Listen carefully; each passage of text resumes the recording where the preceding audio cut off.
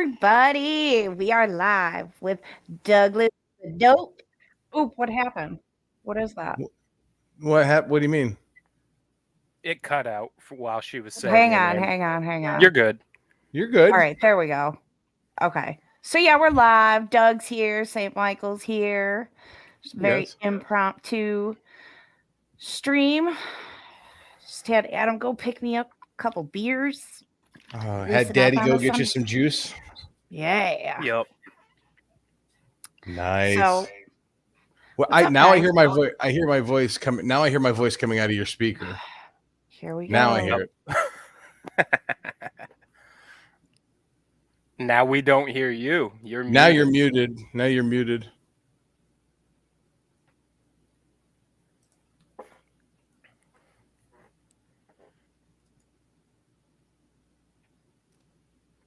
Doesn't Nope. say you're muted, but can't hear But you. We can't hear you.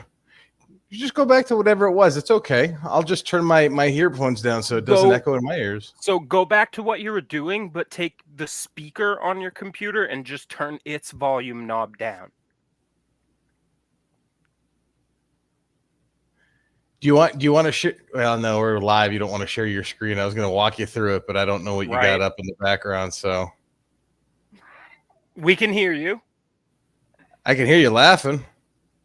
Okay. Can you hear me? Oh, you. Yep. You're quiet, but we can hear you. Man. It's okay. You saw. Life You're was so fine. much easier when I just had my phone and my Bluetooth. It is. You're good now. Beautiful. Queer Beautiful. Okay. Beautiful. See that? We don't that need isn't Paul. just Doug and I agreeing, even though it hasn't been fixed. It actually is. We don't need Paul to help us with anything else. We got this shit on our own. I'm Always just gonna Alice press 911. Yeah. You know, Michael, do you know how I came up with that name? No, I would love to hear. So I was born on 9/11. And shit. yeah. So when 9/11 happened, my mom was like, I never actually thought about how your birthday was 911. She was like, because you really always are an emergency, like just I mean, when Randy mom's right. Randy Ravis in the chat. Alice always audio problems. Oh, that's funny. I always love Randy. with the He's funny audio as shit. problems. So funny. Doug, I watched your guys' locals this morning. It was funny. I don't remember it. I don't remember any of it. I don't remember ours. I know it wasn't long. I know that last night was one of our shorter shows. But I housed quite a few beers last night, so I don't really remember the local stuff. I didn't mean to. Here you go, sibling revelry bingo card. I didn't mean to cut you off, Alice. Continue. I wasn't. I was just saying. Yeah, it was funny. It was good. I like that you guys are doing that. I think that's pretty cool. It's a good way to put content on locals for sure. Well, I actually enjoy doing it too, but up until like last week or the week before, or I think it was like 3 or 4 weeks ago, like I really wasn't thinking about locals. Paul kept talking about it for quite a while since he got into it. He's like, we got to start doing something with this. And I would come up with an idea here or there, but I didn't really understand like how to, I didn't know what like kind of content to provide. And I know Michael was a subscriber. I didn't know who else was. And then Paul hit me up and he's like, we've got quite a few subscribers on locals to where we need to start giving them something. And that turned out to be the idea. And I dig it. I dig doing the after hours show. For me, it was just because your Rumble subscription is free. Like I literally wanted a way to support you monthly at least. Well, we appreciate it. I definitely appreciate it. Like, I appreciate you guys. Oh, thanks, man. In the beginning, I told I kept telling Paul we should do a Patreon. More than a 20, mommy. I'll give a 50. Your 20 your birthday party. Inflation, mommy, inflation. But I'm paying for my niece to go to a fucking ballet school in Florida this spring break. So. Oh wow. Yeah, it was weird at first, but oh it's wow, working says out. my Thank wallet. you, honey.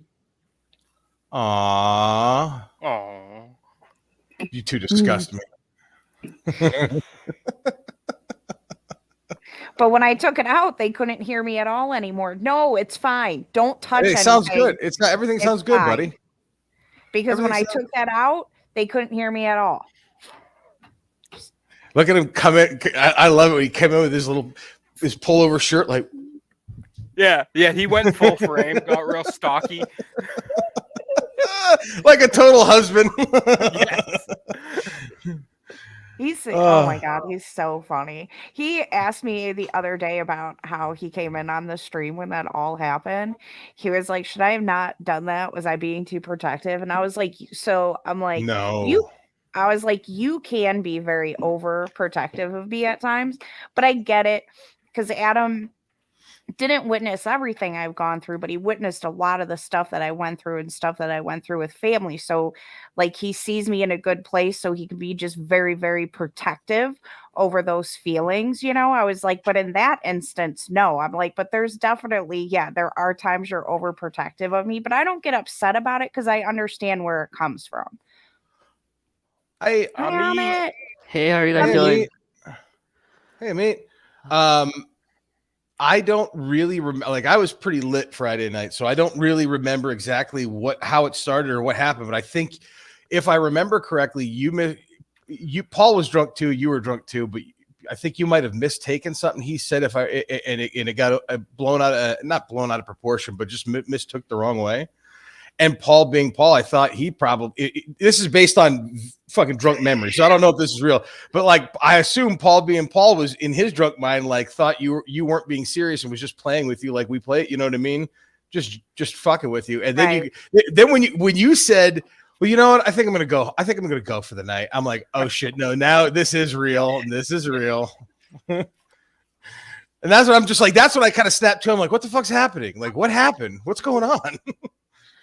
I was I just I think honestly, I think some of that place comes from like it is so hard to navigate raising kids in this world, And one thing like with me and my friends, like none of us like ever tell each other, like I'm not saying this is what Paul was doing, but it's just like when you have kids, you're just kind of like, yeah, I'm not going to fucking say shit about people raising their kids anymore because you're just like, I don't want people saying shit to me, And then I was buzzed. And like Adam said, he was like, you guys are totally misunderstanding each other right now. That's kind of how I took it. I mean, I was fucked up, but that's kind of what I'm just like, they're both misreading each other.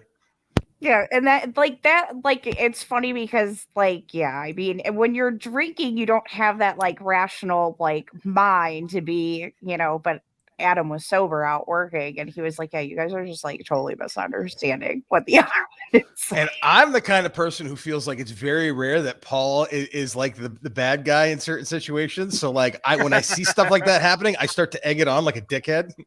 See, Paul, way to go, Paul. Way to go, Paul. Now ass is leaving. I did that in the beginning in 2017 before our dad really got crazy. Well, this was before the pandemic, but it really wasn't. I watched it again, Jess. It really yeah, it wasn't. I didn't get to that part yet. I used to do that with Paul in front of our dad before all of the COVID stuff, when it was just the fact that he voted for Trump that irritated our dad. And anytime there would be a disagreement at the dinner table, they're like, Dad, he voted for Trump. He voted for Trump, Dad. I do that kind of shit with him. So that was kind of my mindset Friday. Way to go, dickhead. Everyone hates you now. and then sometimes when you get a lot of people on a stream, and I've noticed this, when I'm watching somebody else's stream, a disagreement will happen and you're everybody's trying to follow it, and it's oh my God, you all need to somebody needs to just calm this and everybody talk at one time because you're all just yelling at each other, and it's just not. But yeah, I mean, now, if it was somebody other than Paul, I probably would have just been like, fuck you. I would have been like that with it being Paul. It's weird how watching back you think like, oh yeah, I made sure not to talk over people, and you'll see yourself holding back and trying not to, but then you'll also be like, nah, there was like 20 times I just bulldozed over someone and knew I was doing it. Well, can I tell you, there are a couple of factors go into that besides drinking and that's the reason why Paul and I just do one guest a week now. We used to have like, I'll also tell you in the beginning, like we used to have like 5-6 people come on towards the end, and it would just get so chaotic to where you couldn't hear or understand. Yeah. And so that factors into it along with the drink. I have no idea where I was going. My point, my beer is already kicking in. What were we talking about? Yeah. Sibling Revelry bingo card. Check. Yep. Can we double check? I'm learning this game. I'm gonna learn this game. This the way you guys got the rules set up, just so I can start avoiding pitfalls at my own. I actually got I think I got a blackout win last night. Like I got every single. It's not fair that you guys are playing this game on my back and not allowing me to see the cool stuff that you're using to play it. I'm considering making the free square just like Paul was right, because that always happens. No, that doesn't always happen. Amit, how you doing, man? I'm doing well. Just exhausted from the time change. I did not realize there was a time change until about whatever time I posted on Twitter this morning. I forgot. Have they decided what's happening? Is this the last one we're doing this year, or what the fuck? Have they voted? Have they voted against it? Like, I've heard everything in every direction, but no actual decision. Yeah, I haven't heard anything on it either. I'd heard rumblings last year of people wanting to get together and try and get rid of it, but I never thought it would go through. In the Senate. I know that. Yeah, I wouldn't know anywhere at any point after that. Oddly enough, Paul would know the answer to that. But I was trying to be Paul. Yeah, that time change did suck. That did suck. How was AFI, my man? Oh, you man, saw AFI? Yeah, I've seen AFI already 10 times throughout from 2017 until now. I've also seen DB Havoc's side project, Black Audio, a couple of times. So I've kind of familiarized myself with his style of music and how he performs and all that stuff. But it was good. The crowd was mixed. It was a lot more younger people there who were not born during the time when the album came out. Yeah, I was 23 when Sing the Sorrow came out, and I actually saw them headline a show with Johnny the Wop. Oddly enough, we saw them headline with Thursday, and Coheed and Cambria had just released Second Stage Turbine Blade. They were an unknown touring band. They were touring in a van, and Claudio had just written a comic book. There was only 2 issues called The Second Stage Turbine Blade that he self-published, and if you could find them online, I'm sure they're expensive. I still actually have them, but he was selling them at that show, and I got to meet them before they were big.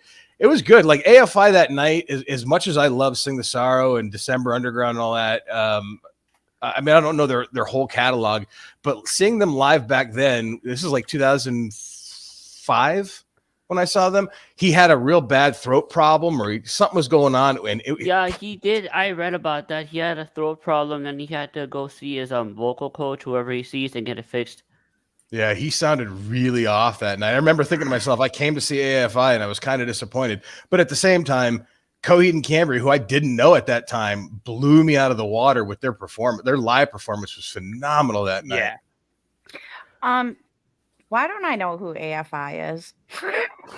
You probably know some of their songs because they've been used in a lot of CW shows, in the soundtracks and that. But they're just a pop punk band that's been around for 2+ decades. I only know of them because there was a chick in my friend group in high school that was huge on them. So I know it stands for A Fire Inside. That's also correct. Yes, know that people that make fun of the band say it stands for Anal Fucking Ingrates. I've never heard of that before. That's I've never heard any of their music though. Gwar had so many different meanings over the years too. People always have what do the letters mean and the names and stuff like that.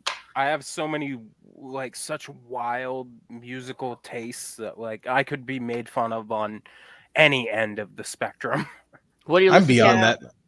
I hate it when people make fun of people for the music that they listen to. Yeah, and I wasn't making fun of it at all. But, no, I'm just saying, like, how you said you have, like, such a wide variety of music that it's like you can't I don't make fun of people for the like, people laugh at me because one of my favorite bands is Matchbox 20, and they're like, "How is one of your favorite bands Pantera and then the good other one's singing music. Matchbox 20?"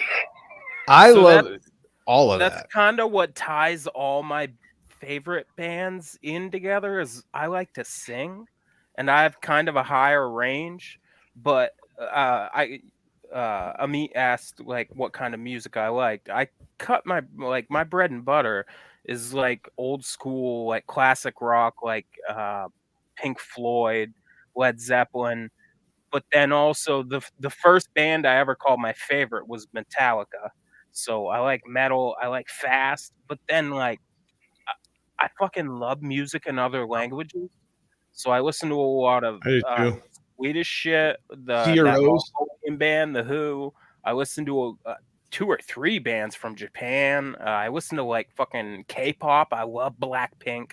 I took ballet and I was You in lost show me on choir. K-pop. So I used to listen to performed on K-pop, so don't stage worry. and I did Everybody hip-hop, was so like, "We were cool." I like till you shit that said makes me K-pop. dance and makes me wanna sing and makes my brain work. Dude, I was into goth in love high it school, all. and I'll still make fun of Skinner. K-pop. I had a friend back in the day that absolutely loves Skinner, and he was just like just a fun person to be around. And even though I'm not like a huge Skinner fan, it always it's just like one of those things where it just like good memories, you know, like Southern because that Southern is rock. Down with the wind.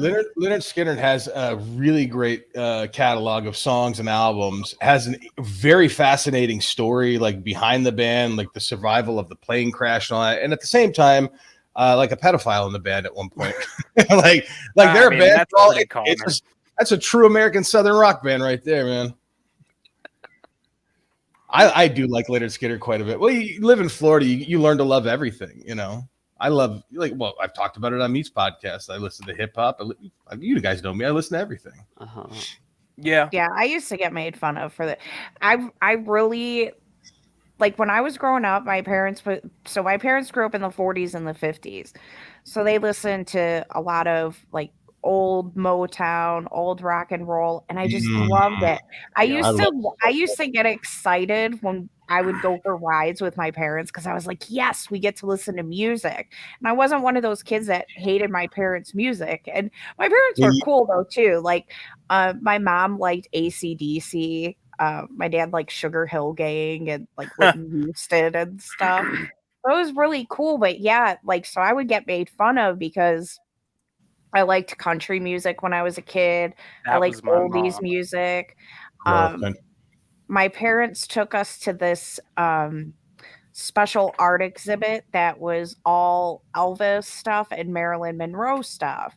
And my parents took us to it and got me a t-shirt. And yeah, man, I got made fun of for wearing that t-shirt to school, but I was like, I don't care. Like, my daddy paid $30 for this shirt for me, and I'm so proud of it because that was a lot of money. That was a lot of money to my parents. $70 now. Yeah, I mean, when we take our kids on vacation, which is like the one place we go, Great Wolf Lodge, it's like $60 for a sweatshirt. And I'm just like, fuck that. Where's the clearance rack? No. Yeah, Doug. So the concert yesterday, I noticed Davey Havoc's voice was cracking when he was doing his high pitched screams. You could tell when he was cutting off the mic and going to his next lyrics, he was struggling. There's a lot of there's another singer. It's funny that has a higher voice like Davey that used to kill it, and then I saw him recently. Axl Rose. Axl Rose used to have a very high, a particular voice, and now, I mean, I hadn't seen him live when they toured with Chinese Democracy, but I had heard from people on that tour that like he had a tough time belting out lyrics and hitting certain pitches. And when who just passed away recently? Meatloaf. God, no, it was a female. I got to look this up on YouTube at some point. I'll put it on Twitter later. But like, guitarist dude, the guitarist. Huh? There was a guitarist guy that passed away a couple weeks ago. No, this is this is some famous female had just recently died. I can't think of who the fuck it was off the top of my head. Olivia Newton-John. I'll figure it out. Presley's daughter. Yes, thank you, Lisa Marie. It was Lisa Marie's fucking funeral.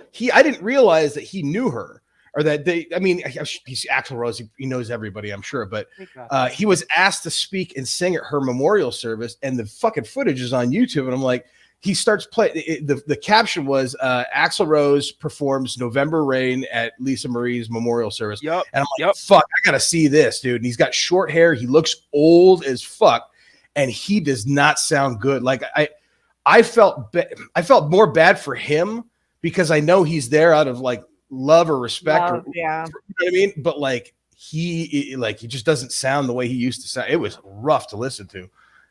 Well, that's got to be a hard voice to like continue to do throughout a career, because he was very like, especially if you don't do it the right way, because there's a right way to sing harshly. I would say that drinking, smoking, an insurmountable amount of cigarettes and whatever else he did probably didn't help his throat.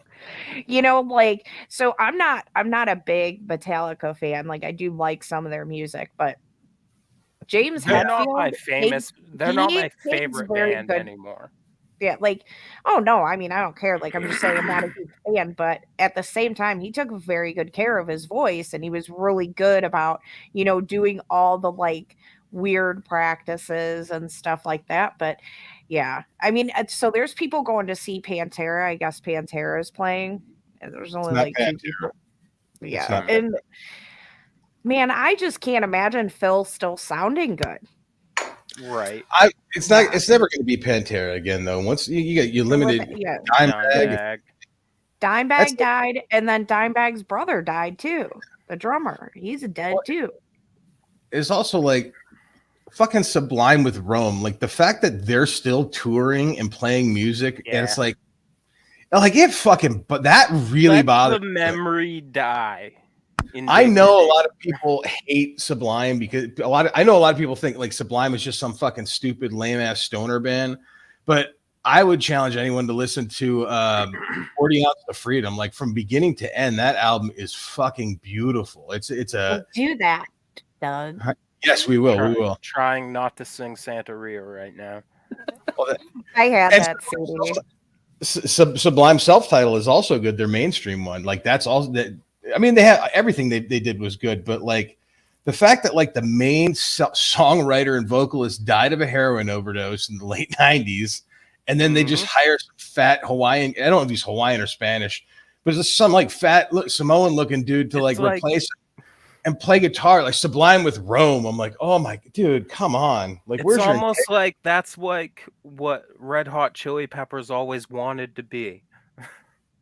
Yeah. Well, Red Hot Chili Peppers is a group of 4 talented artists, but yet coming together, they can't figure out how to make good art. They made Red Hot Chili Peppers has made like a bunch of like good hit singles. Yes. But go through their catalog and listen to the albums. They're garbage. They're fucking garbage, man. I mean, really? I like the main hit singles that they've always released. Like they're the catchy as shit, but like all their albums are about. I like their singable stuff.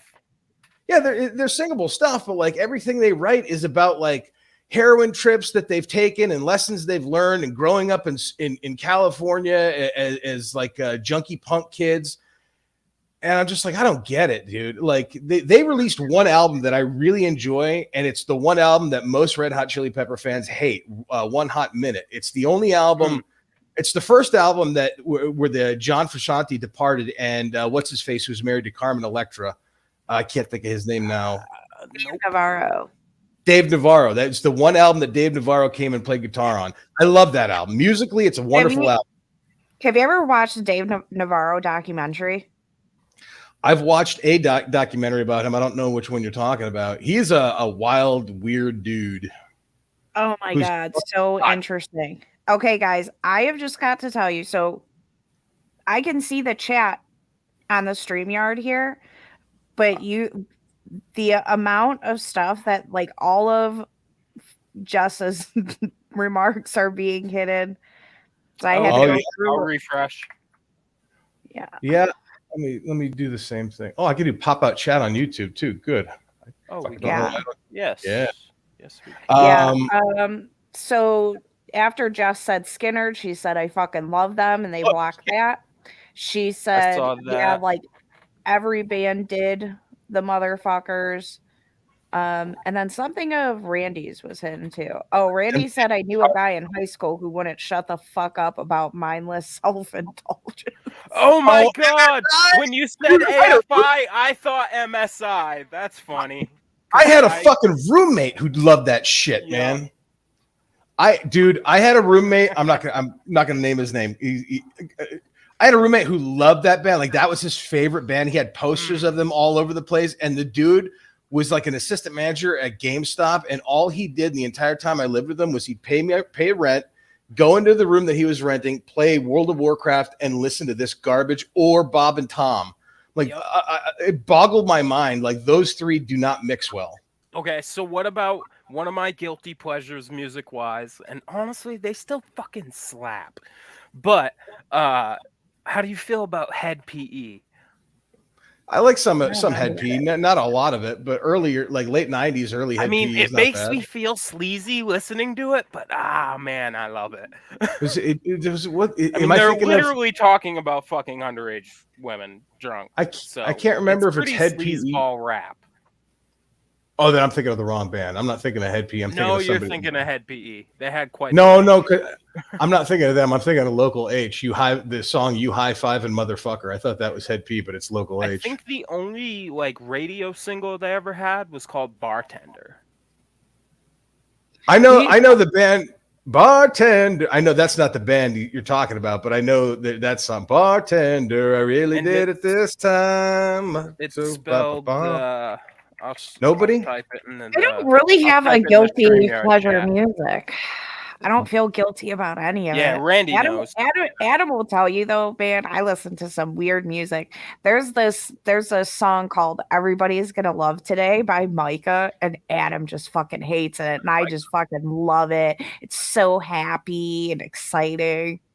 And some other stuff I listen to that Adam's like, oh my God, there's this Justin Bieber song that I'm like, dude, this song is the shit. There's some Miley Cyrus songs I'll fucking crank. Is shit or shit? Yeah, it's Love Yourself. Yeah, and it's kind of funny because I don't know if I should say this, but it kind of reminds me of my sister and of a friend that I had, but there's a line in it that says, my mother never liked you anyways, or my mama don't like you. I know that song. Just from that line. And it's so funny because it reminds me of my sister, but Adam kind of laughs at it because he gets it and gets the because there are songs that remind me of people, and I'm very, even if I so I don't talk to my siblings, so I obviously don't get along with them. I don't. Are you in a revelry with them? I don't have great feelings towards them, but I'm pretty funny about it sometimes. Another song that reminds me of my sister is "Give You Hell" by All American Rejects. Yep. Give you hell.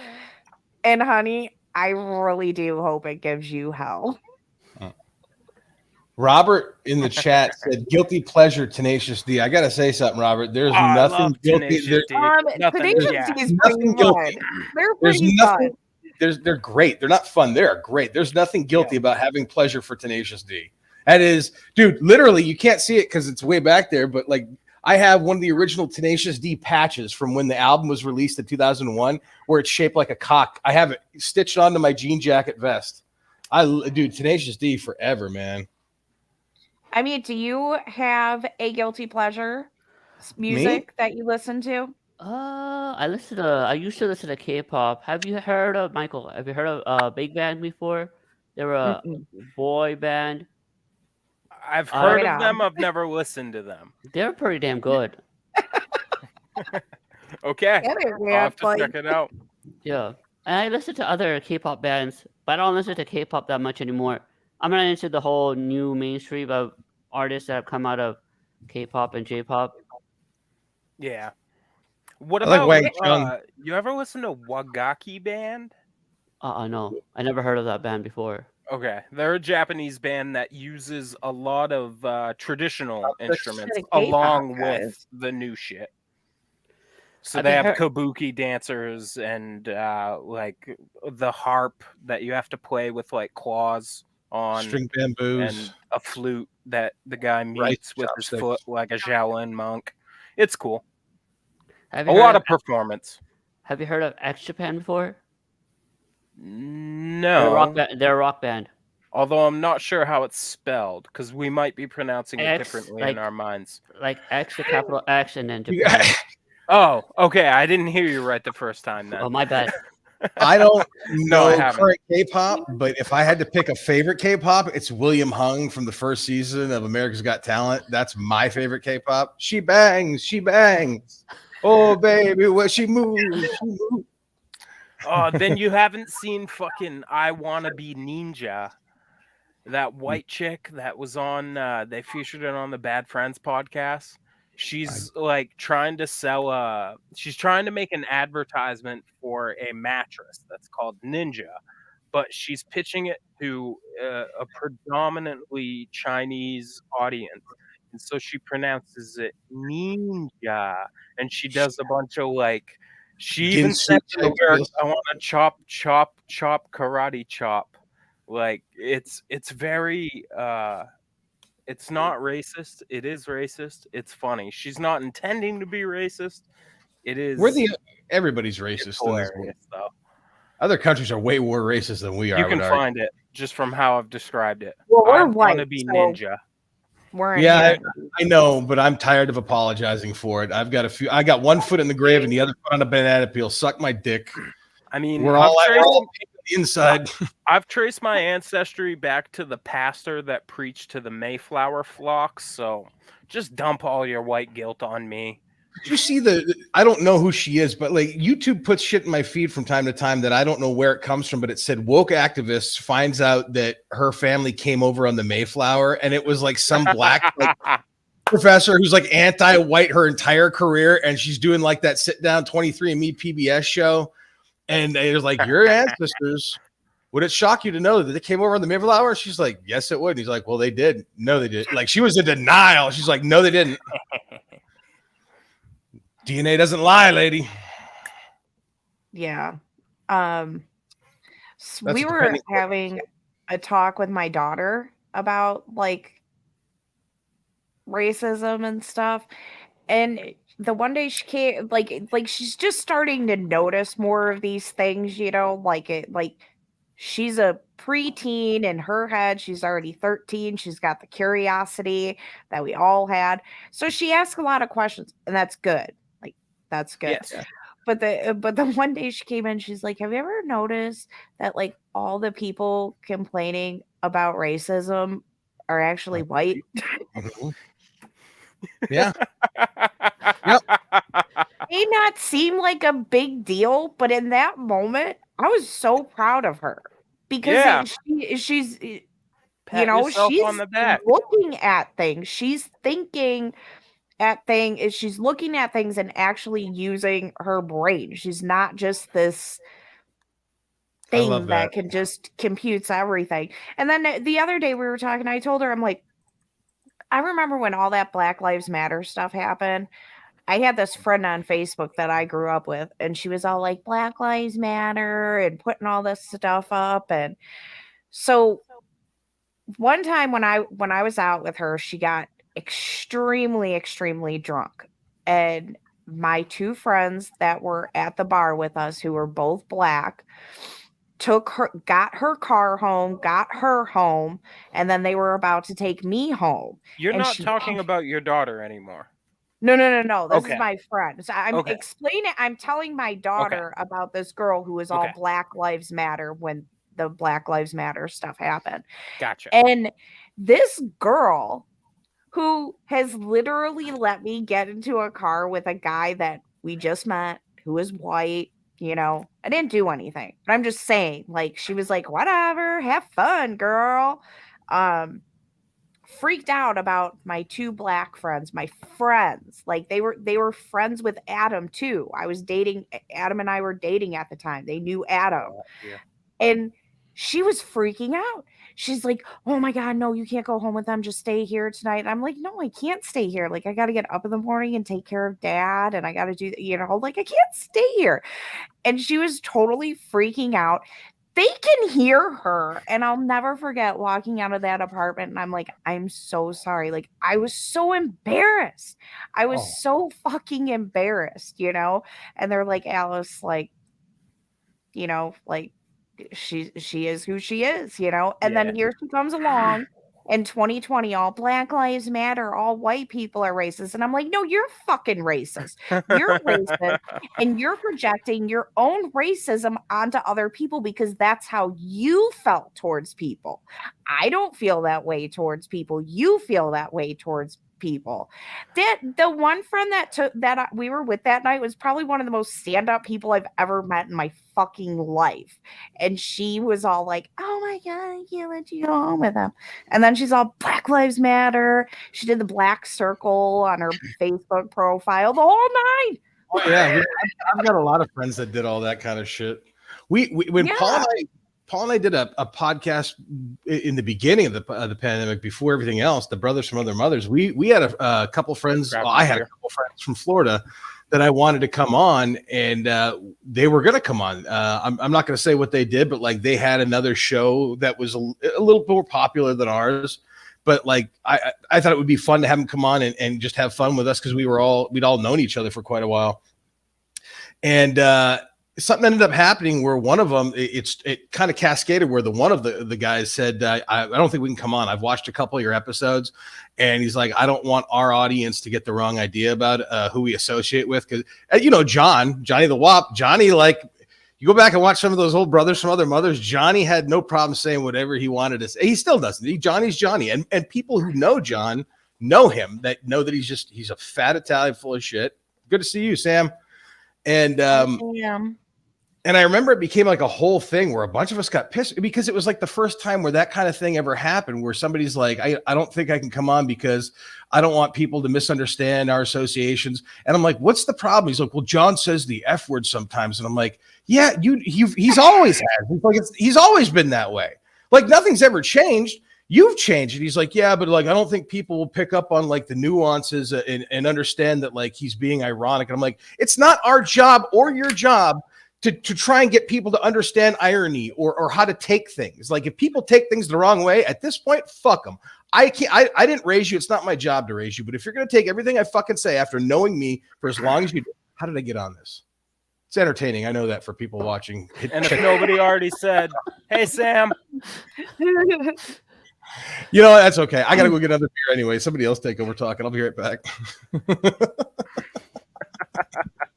Yeah, he's such a riot, man. He's so I should have waited to get my beer. I missed that rant. I see Sam joined us, Secret Asian Man.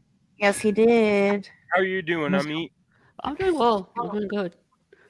I have interview on this coming Friday. Nice. Oh, really? For Good what? luck. Well, you don't have to say. Never mind. Some people don't. It's with an individual from Chicago. That's all I'm going to say for now. She's a jewelry maker. Go Blackhawks. That's where Johnny the Wop's from. He's a Blackhawks fan. I got a friend on Twitter. I've been watching Blackhawks games with her. I got a friend on Twitter. I got a friend that you wouldn't know her. She lives in Niagara Falls, according to her Twitter profile. Hey, I mean, Doug has Foxy. I have. Dude, she's coming on. She's coming on April 15th. I was so happy to see that. Yeah, I got so excited when I saw that. That was awesome. I did. It's so weird. Like, if you would have told me like 2 years ago, you're gonna go like meet people that you've met on Twitter, I would be like, no. If you would have told me that the same thing, and then to add on top of it, you're gonna invite some of them that you've never met before to your vow renewal. I would have been like, Crack is whack, bro, man. Stop smoking that shit. It's just so wild how that all happened. The ones I met first were from Gas Digital Live Chat, known as the Racist Live Chat. The Racist Live Chat. And a private Discord that I made this logo for. Fucking awesome. My favorite thing about the Racist Live Chat is like when they do shows live on Mondays. St. Michael know this for people who don't know. On Gas Digital, when you watch Legion of Skanks live, if they have like really attractive women that are sitting in the audience behind them at the stand in New York, within seconds, somebody in the Racist Live Chat puts their face on a naked body. Like there's like fake. It's wild. Go pee. Take the camera with you. It'll be fun. And it just cuts to Adam's dick peeing. Dude, I would fall out of the fucking chair laughing. Yeah, I know. That would be the perfect edit. Or that would cut. I mean, oh god, YouTube wouldn't do it. YouTube would take the episode down. She can hear us. She can't. She probably took her headset off. Women. Women. So I mean, we probably just lost most of everyone now that she's gone, right?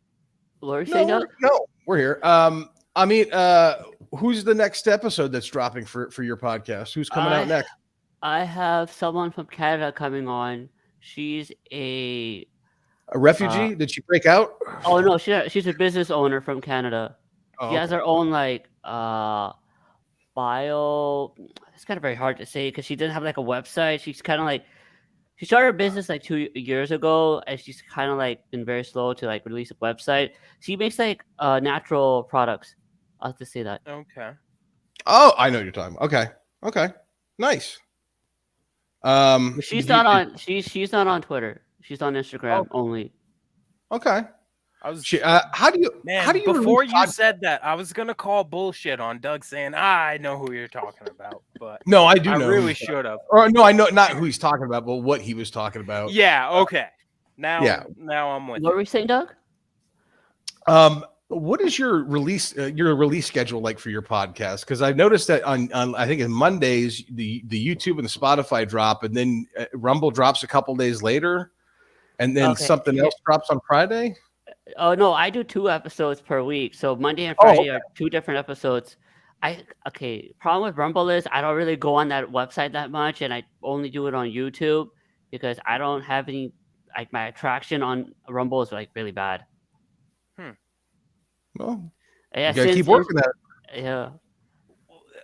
That seems to be a trend that I've seen too. That like just people like we had so many more people that watch on Twitter. I say this like I'm like actually an official part of this.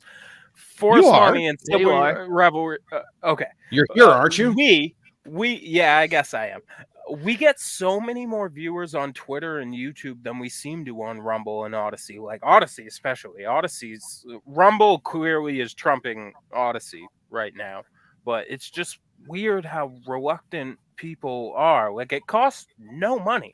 It's no effort to you people, but it's so much better of a platform and definitely deserves your support. I think the thing I noticed is when I post my StreamYard interviews on Twitter and then tag the person I did an interview with, I feel like I get more views on that than I do on my audio and YouTube. Yeah. I don't know. I stopped uploading our audio long time ago. I used to upload audio to Spotify. I think after like episode 30 or something, or maybe even way before that, I stopped uploading because it was just I would check the analytics and nobody was listening on Spotify. We had primarily in the beginning it was a few people through our YouTube, and then we started getting all the copyright strikes and all that bullshit. And after a certain while, Paul figured out Rumble and Odyssey, and he's like, fuck it, let's just make the jump and cut YouTube out. And in the beginning, Rumble it wasn't as it's still got a ways to go, but it wasn't as fluid as it is now. It wasn't easy to use. There wasn't a lot of great features to it. And over the last year, I watched that platform kind of become like a little mini powerhouse, like the little engine that could, and it's crazy because we made that jump. Like for the longest time, I told Paul, like, let's just like fuck YouTube. Like, I don't care. I don't want to deal with this shit anymore. Like, let's just leave. And Paul's like, no. He's like, YouTube is where like there's a larger audience. He's like, it'll get us views, it'll get us eyes on us. And then when the Razor Ramon shit happened, that's when Paul's just like, fuck it. Like, because he appealed the copyright strike and they denied it. And he's like, you know what? Fuck it. Let's jump to Rumble. And I gotta say, like, in the beginning, we didn't know what was going to happen, but you guys we talked about it the other night, the numbers, and granted, I think it is based on guests, on the guest that week, but in spite of that, people still keep coming back. Now, the following doesn't reflect that on Rumble. Certainly, we're stuck at 60, and it drives me fucking bananas. Yeah. But I have a theory as to why, besides the guest, why the numbers keep going up. Because and I'm not saying it's just me, but I'm saying it's all of us. It's everybody that shares the links and retweets everything. I put a direct Rumble link the night we go live, like 8-10 hours before we go live, or whenever Paul gets the shit set up. I will get the Rumble link and I will make you see it on Instagram. Yeah, I'll make a story and I'll put the little graphic in there and I'll choose a song that kind of themes with that, and then I'll put the link in. And I think a lot of my friends from Instagram are clicking that link and watching the show. But a lot of my friends from Instagram are most of my more liberal friends. And I think hitting the follow button might be, I don't know. I'm just in my mind, I'm thinking like ideological wise, like that might be where like, okay, it's too much if I hit follow. You know what I mean? I don't know. I'm fucked up and I'm thinking about shit way too much now. No, I agree with you. Your problem is with me on Instagram nowadays, like the last few days, I post stuff. It's like nobody sees it. It's like if you go on the engagement thing on Instagram, the numbers are like starting to drop down. On where? On Instagram. Your numbers or just my viewer, like people who see it, and like the account I gauge, like the people that see my stuff on Instagram in general, it's like in the tank. Sexy man. Twitter has become like the main source of everything I use now, and it's crazy to me how many eyes keep kind of adding to the shit. Like, I agree with you on that. Since I started following you guys, and since I came on Forest Mommy Show and all you, like what I'm doing now, my viewership on Twitter has gone up a little bit more. Can I ask all of you guys something? Absolutely. When you first started using Twitter, how did you feel about it? Those first few days, weeks. I joined Twitter in 2014, and I just used it for sports and following what's going on in the news, because back then I was into the news way too much. Like, I would watch local news like from morning until the afternoon. Wow. So I joined Twitter in 2012 because it was a part of a college class. Users. Okay. And it was way different back then. It was basically a way for me to like yell at and try to engage with celebrities that existed that I knew. And that's all Twitter was at that point. Yeah. And it was a way to play at midnight on Comedy Central, which used to be a cool show. 48 minutes first. Yeah, I loved At Midnight. God damn, good pull, dude. Good pull. Yeah. Points. When did you get Twitter? Well, this is my third. And then he got his whole network taken away from him. Chris Hardwick for a Me Too. That wasn't real. That wasn't real. The whole Nerdist network. He created an entire company. He's back on AMC though. Like, he still does the talking shows and that. Like, he's well taken care of, and he still has a Hall H room. I don't actually follow him because he wasn't actually that funny. He was just a great host. I actually enjoyed it. I'll tell you what, like the Louis J. Gomez of Comedy Central hosted. I don't want to go off on a tangent now. Alice asked me a question, but like, I agree with you. I do, but I like that. I like him. I like early Pete Holmes and all that stuff. But Alice, to answer your question, this is my third Twitter attempt. I joined Twitter back in 2011, 2010-ish. And I didn't understand it. Like, at that point, I was on MySpace and Facebook, and I loved the simplicity and how I could just write journal-length post. There was a time in my 20s and 30s where, like, I wrote it, like what I'm doing now on here, like it came out in Word form, like in like novel form on Facebook. And I loved doing that. And I didn't understand the nuance of Twitter, like being like 140 at the time, was less than 140 characters, I think, back in the old days. But I didn't understand like why it was so short and all the little kind of holdbacks. So I just gave up on it. And then I joined it again at the beginning of the pandemic. And I think there are different sections of Twitter. I think based on friends and groups that you get. And I think that algorithm feeds into that. And at that time when I joined, it was very left-leaning people, like just, nothing wrong with it, but like very compassionate people and less like trying to understand like a working man's idea. And I got tired of it. So I quit and I deleted my account. Then I created this last iteration, which I've had with Paul for the show, specifically for the show, because Paul's like, I'm going to create it. Paul was against social media in general. He was off of it when Trump got elected. He dropped everything. And then when we started doing the show, he's like, well, fuck it. I'll do this and I'll try and get eyes on the show. And that's how all of this happened was from Twitter. And it's funny because when I first tried it in 2011 or whatever, like I didn't understand how hashtags worked. I didn't understand the purpose of it. I didn't understand like the small character length. Now, living in a world where everybody digests everything in a compact, bite-sized day, I make it work for me. Like I fucking short time and 140 characters, I make that my bitch. Like I love Twitter. Like Twitter is like, I've never been diagnosed with bipolarism or manic episodes, but I kind of feel like Twitter is my room where I get to like get all my crazy out. And I'll be damned if like people haven't like understood it or identified with it. And I've made a lot of great friends, and it's cool. I don't know. Yeah. The reason I ask is my cousin that was on one of the Put a Fork in It. He's just now trying to use Twitter, and he's just like, this fucking sucks. This is horrible. And I'm like, no. Like, I get it. Because did you tell him to turn it on dark mode? And dark mode's pretty dope. No, he just like how I bitch about like the algorithm, it'll be like, it'll show me stuff even now, like it'll show me stuff and it's not promoted. It's stuff of people that I don't follow and nobody I know is following, but then you'll see like this person you follows this person. I'm like, well, I don't fucking care. Like if they retweet it or quote tweet on it, then okay, I get why I'm seeing it. But like he's been like complaining about it, and I get it. Like I so get it. Like I joined Twitter in 2017, I believe it was. I think it was after, or it was a little bit before that Parkland shooting. And I did something that I actually totally regret. But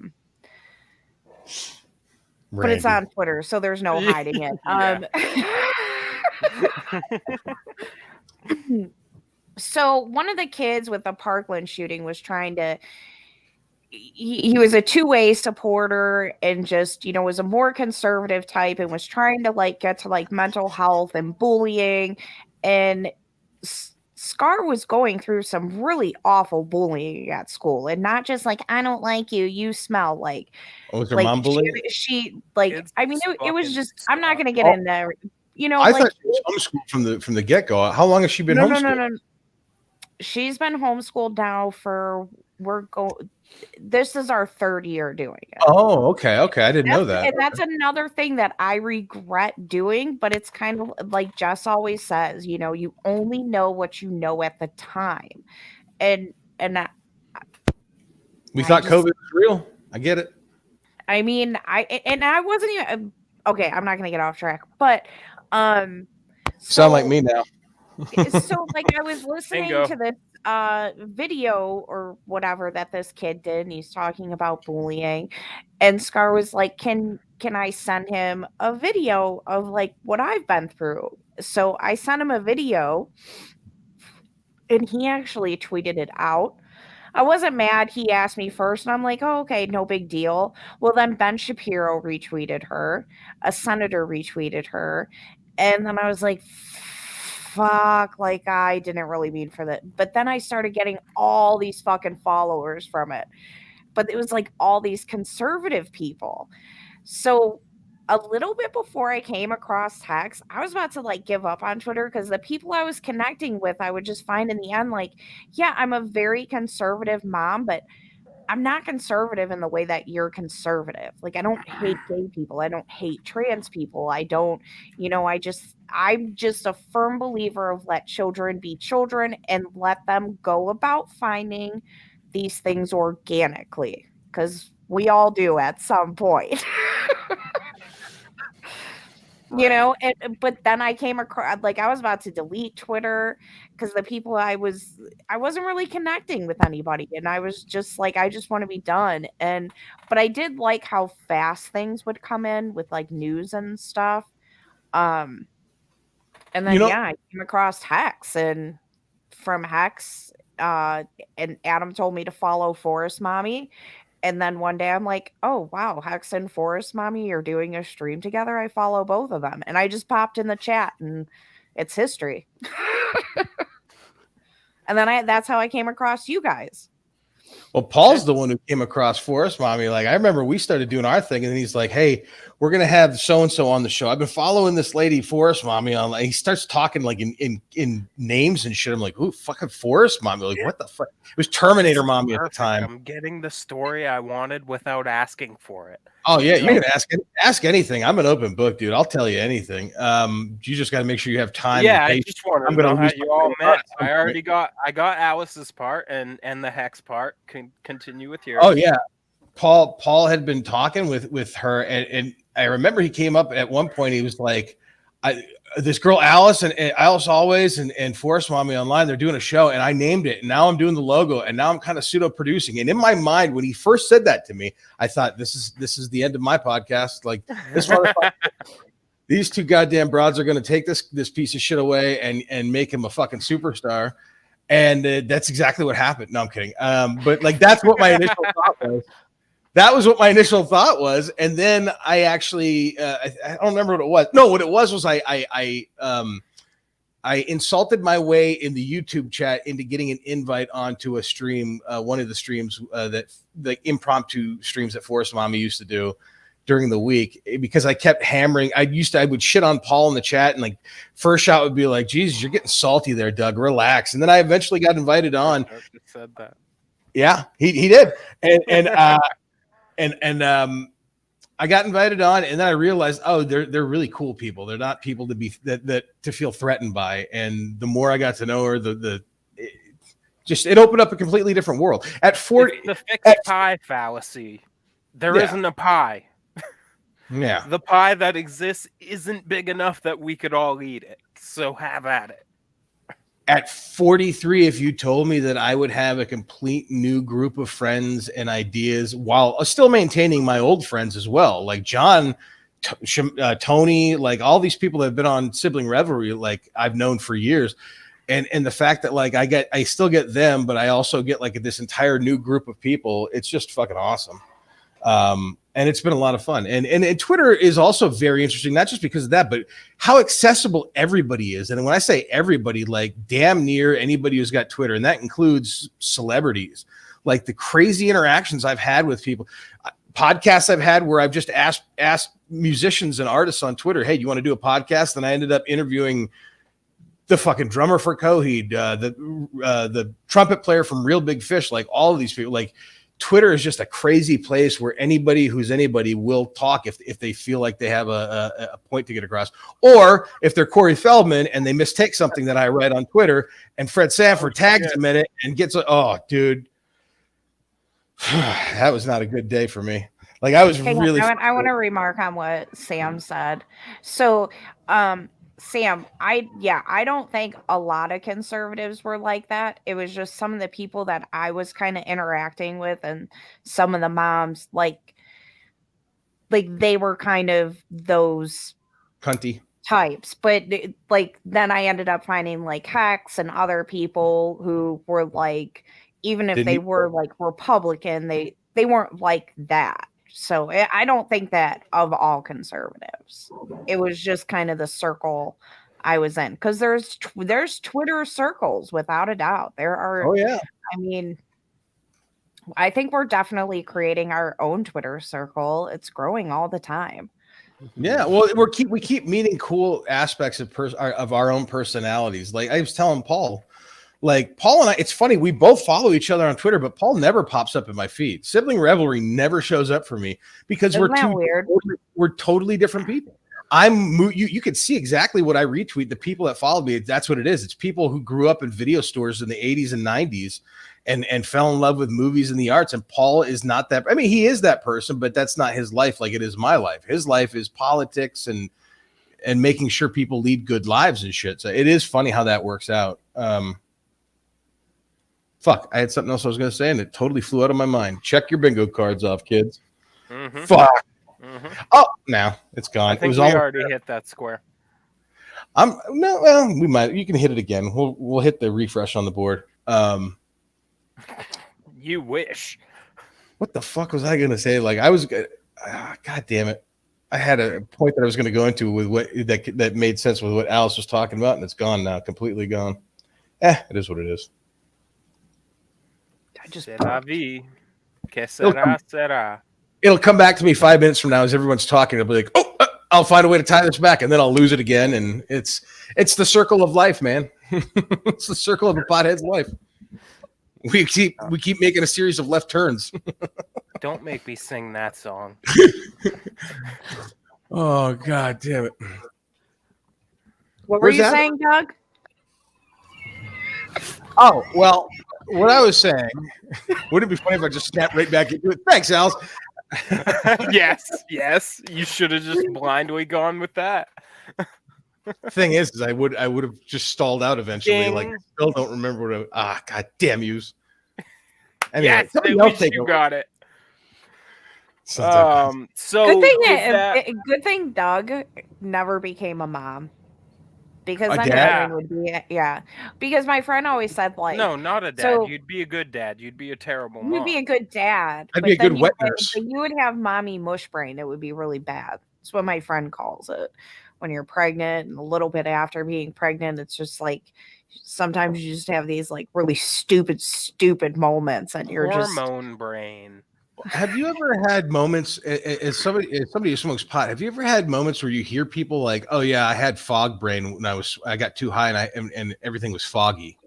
I just recently heard somebody refer to that this feeling in the dispensary. They're like, "Yeah, like sometimes I just get too foggy," and I'm like, "What the fuck does that mean?" And I was driving back from the grocery store the other day, and it was a beautiful day, and I'm looking out the window, and I'm high as a kite, and I'm looking out the window enjoying the sunset, and the blue skies, and the weather, and how the trees look with the snow melting off them. And like, I don't know how long I was thinking about how beautiful everything was, but eventually I snapped to it, and I'm like, "How long have I been driving?" And and I'm like, oh, that's what fog brain is. That's what foggy is. But yeah, I really wish I knew the point I was going to make before what we were talking about. I don't think that's what they probably meant, though. I feel like they meant like, like sometimes I'm just trying to add up the change of the shit that I'm buying at the store, and I can't think like 4 + 5 + 6, dude. The hell is that? Fog brain. I pull my calculator. I don't know. Most people I meet in fucking like smoke shops, they're either great or they suck. Oh, dude, there's a lot that suck, and it's the same with the employees. And you know what else I find is like since we legalized pot where we live, like we get a lot of people from Wisconsin, from Wisconsin and other various states more than we do our own people. But they're all old people who just, you could tell life didn't work out the way they wanted it to. And like they've got like the dude's got grizzled fucking beards that are growing in and like yellow blackened teeth. And they're always wearing dirty jackets and their hair's all over the place. And they're like, yeah, I'm coming in to get a quarter ounce. This shit smells good. This is the best job. If I ever had this, I wish I had this job. I'd be smelling all this all day. And I'm like, if this is how people see me, they're like, I know this is how my dad sees me. Like, that's your fucking future. I'm like, that can't be my future. I don't know why I brought that up. Hit your cards again, people. Fuck. We can't triple check a fucking square. You can't triple check a double stamp. You can't triple check a double stamp. Lloyd. You can't triple check a double stamp. 1 ringy dingy, 2 ringy dingies. I mean, you live in the OG legalized marijuana state next to Oregano, and you don't smoke, do you? You don't participate. I don't do drugs or anything. Right on. Wait, hold on. You don't drink coffee? I drink coffee. Well, I know you're going to bring that up. Yeah, I know that it's a drug. I don't. Well, I mean, if you're gonna say I don't do drugs, then I'm gonna ask if you drink coffee. Yeah, I drink coffee. All right, so you indulge in something at least. I would have loved for coffee doesn't really work for me. I've noticed every time I have coffee, I get the opposite effect of coffee. It actually makes me sleepy. I know people like that. Caffeine does not work for me. Apparently, Doug. When you said I know where you were gonna go when you asked me, like, you drink coffee, like I knew where you were going, and in my mind I'm thinking it would have been so funny if Amit would have just pulled up a cup of black coffee and then pulled a Marlboro Red out and be like, I also smoke. What's your point? I'm just gonna never mind. We're on YouTube. No, I thought it would have been funny if he was like, no, I don't. No, all right. Amit's voice goes. No, then I would have asked, like, have you ever taken an ibuprofen when you get a headache or an aspirin? Like drugs. Is it personal reasons or health reasons? Okay. Nothing wrong with that. Asthmatic? I'm not judging. I'm just going for a cheap laugh. I think I mentioned it before. I've had a kidney transplant, so okay. So I can't really drink or anything, and I'm not really interested in drinking. I find that shit like nasty. I wish I'd never started. Especially vodka. Spelling vodka to me smells like nail polish. Yeah, I totally agree. Alcohol is terrible. So you know what's funny? It smells like pine salt, but it's my favorite. When I didn't really like drink a ton before.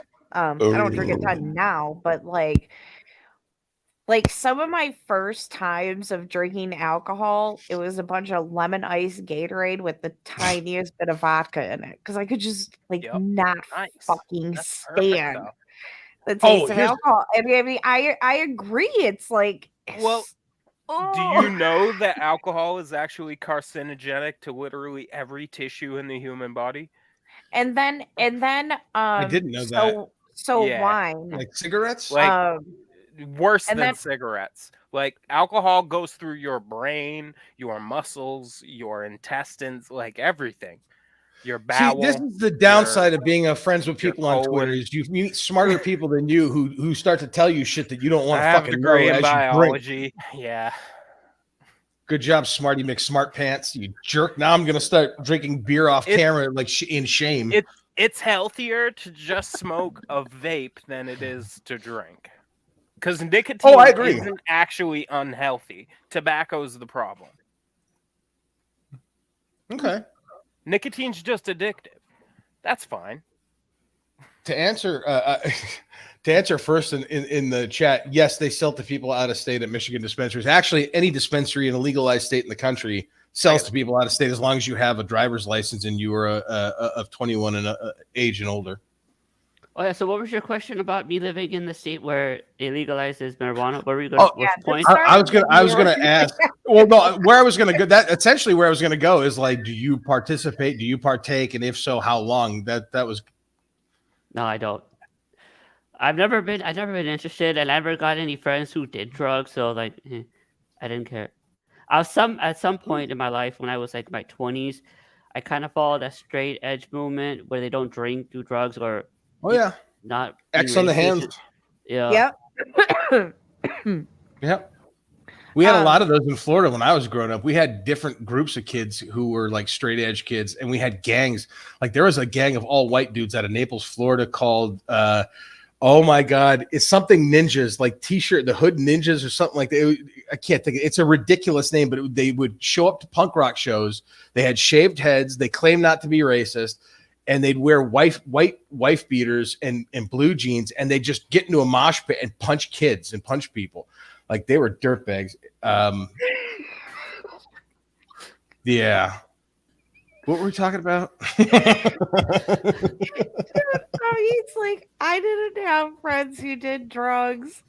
They were straight edgers. I'm sorry. Yeah. I never had. I never made friends when I was in high school or college because the vibe they gave, I was like, you guys are weird. Let's just say I was a loner in college and in high school. Not until my late 30s, I actually had started to make friends. So when I started this podcast I'm doing now is when I actually started making some friends. Nothing wrong with that. Wow. There's nothing wrong with that. That's actually a good thing because we've seen what happens to dudes. And remember that dude a couple years ago in California? it was at UCLA. He was a student there. He was the son of like some producer, and like he went on like a shooting rampage because girls thought he made like a video. I remember that story. I don't know who it was. Virginia Tech. Oh, no. Okay. But my point. Virginia Tech, dude. No, this was like maybe 10 years ago. But my point being, like, it's a good thing that you're doing this. That you're really saying like people don't give living life enough of a chance. I see a lot of people nowadays online, especially, talk about how miserable things are, and they are. I mean, but I can say that. I think I've lived to the point where I'm allowed to say that. But at the same time, like, I do know they get better. Like you said, starting podcasting, meeting people, doing this, like, this is a good thing. Like, so I don't know. It was a morbid way of getting to a point. I apologize. I've had a couple light beers tonight. A couple. Yeah, like literally 3. Oh no, fuck 4. I'm sorry. Actually, I have another idea for me and you. We'll talk about it privately. Oh man, am I gonna like this, or am I gonna feel sad at the end of this conversation? Does this idea involve me? Doug, you have a problem. So we're gonna do a show. It's called Intervention, where we're gonna get you cleaned up over a month. We'll give you incentives, and we'll see how clear you get. You know what part of the problem is? So, I did stop. I'm making a new bingo card for a month, and like, I don't have that high of a tolerance to begin with, and I quit like all alcohol for a month, and then like now I'm like, ooh, I'm a cheap date. Yeah, that's good though. You know what's funny is Randy wrote that freaking sketch, and he's talking about me drinking, and I'm like, it's vacation, and I don't really drink on vacation. Oh, God damn it, my like, brother. I'm just like I don't know if this sounds, but you're in a room with your kids. Like, there's not like a house where you can like Adam can keep an eye on the kids, where I can kind of go and do my own thing. Alice, can you pull up Paul's comment? His first comment, shit. Please. What? He's such a dildo. It's so funny. Great show. Every time Doug has told about me has been 75% correct. Listening, you could tell 3/4 of the show is stoners. Guilty. Oh, I hope you freeze to death out there, you piece of shit. I love you. I'm grabbing another beer because I feel bad about that comment. And I need to transition into a happier place. Everybody knows your name. Norm! Oh my God. He's Cheers. so fucking funny, dude. He's the best. The best producer.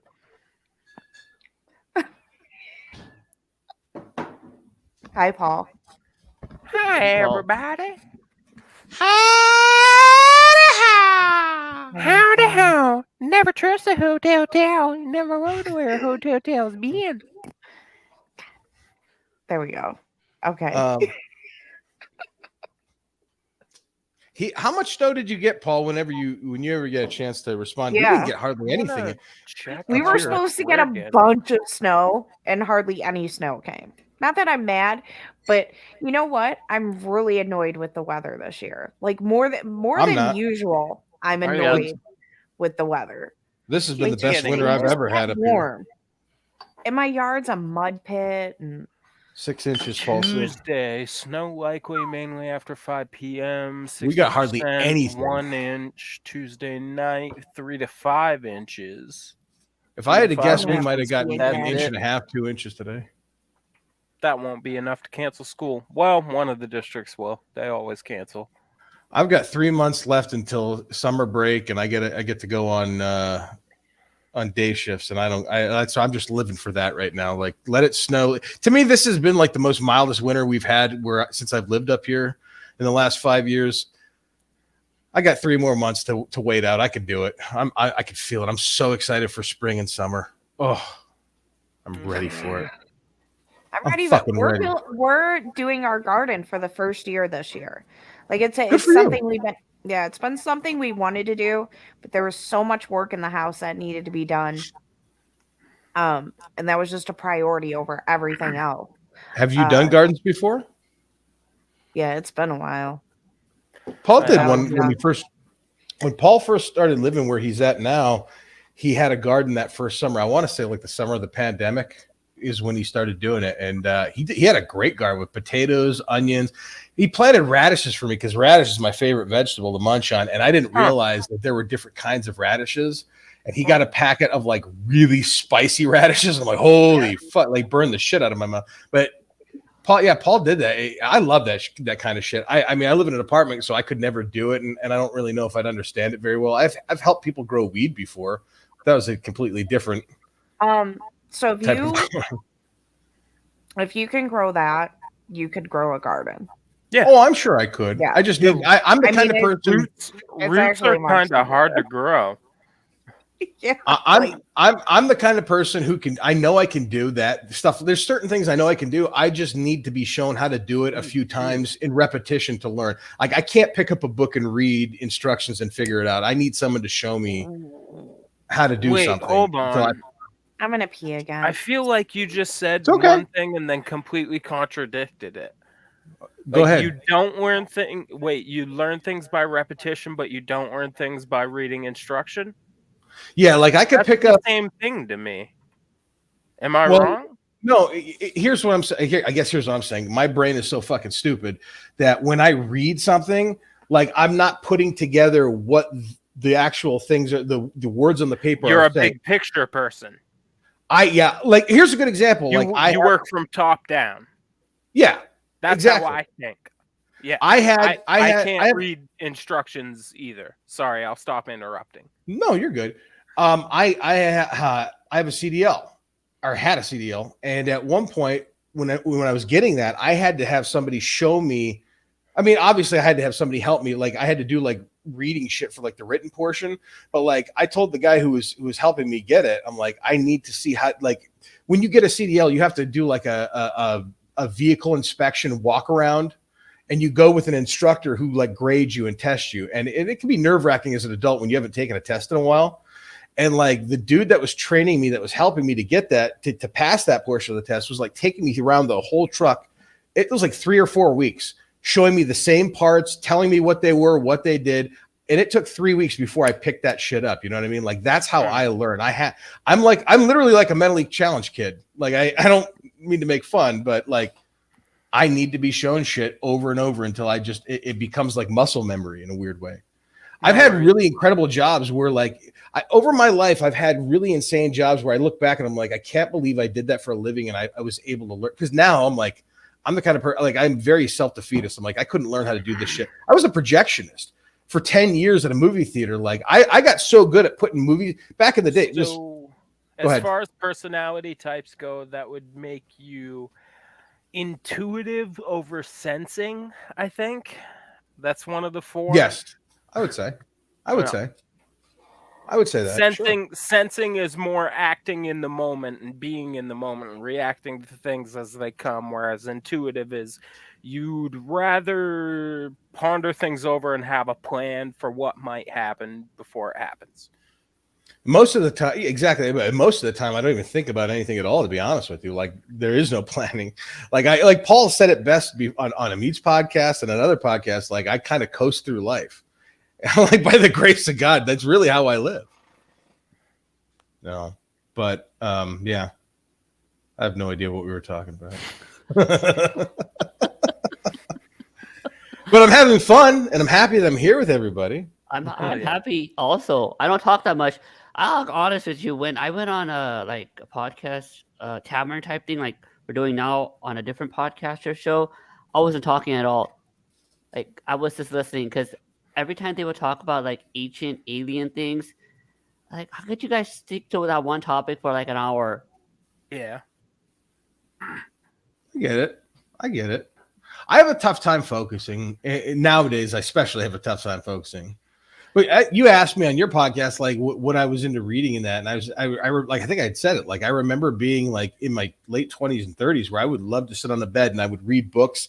I remember sitting in the stairwell of the movie theater I worked at when I was a cigarette smoker, and I would smoke cigarettes and I would read like Jim Carroll books and Hemingway and shit. Like I was really into like fucking like addict writers and shit. I remember having moments where like I absorbed all that and understood it. And it's funny, like it's just funny now to think back. Like, I was a smart person at one point who understood this kind of shit.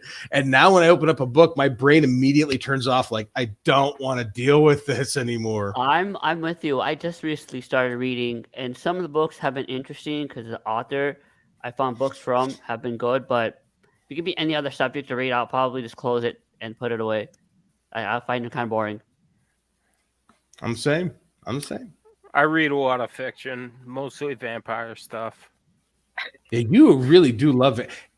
Let me ask you this. You like vampires. So, like, we're talking about vampire shows and movies when you were on. Have you ever seen a movie called Vamp? No, I haven't. I can't St. even Michael, pretend like I have. Off this podcast, in private, I will send you some links for some vampire stories, and we'll see which ones you haven't seen and which ones you have, and I will get you into some dope-ass fucking vampire stuff. So my weakness, though, is, like, the CW, like, almost Twilight-esque kind of... Like, oh, you're gay. That's cool. That's okay. Teen romance. That's okay. I love the Vampire Diaries. I love the books. I love the originals. Dude. The originals is a great fucking series. The Legacies. I like dudes too. It's okay, man. I'm not gay though. Me neither. I'm dipping my toes in the water. That's all.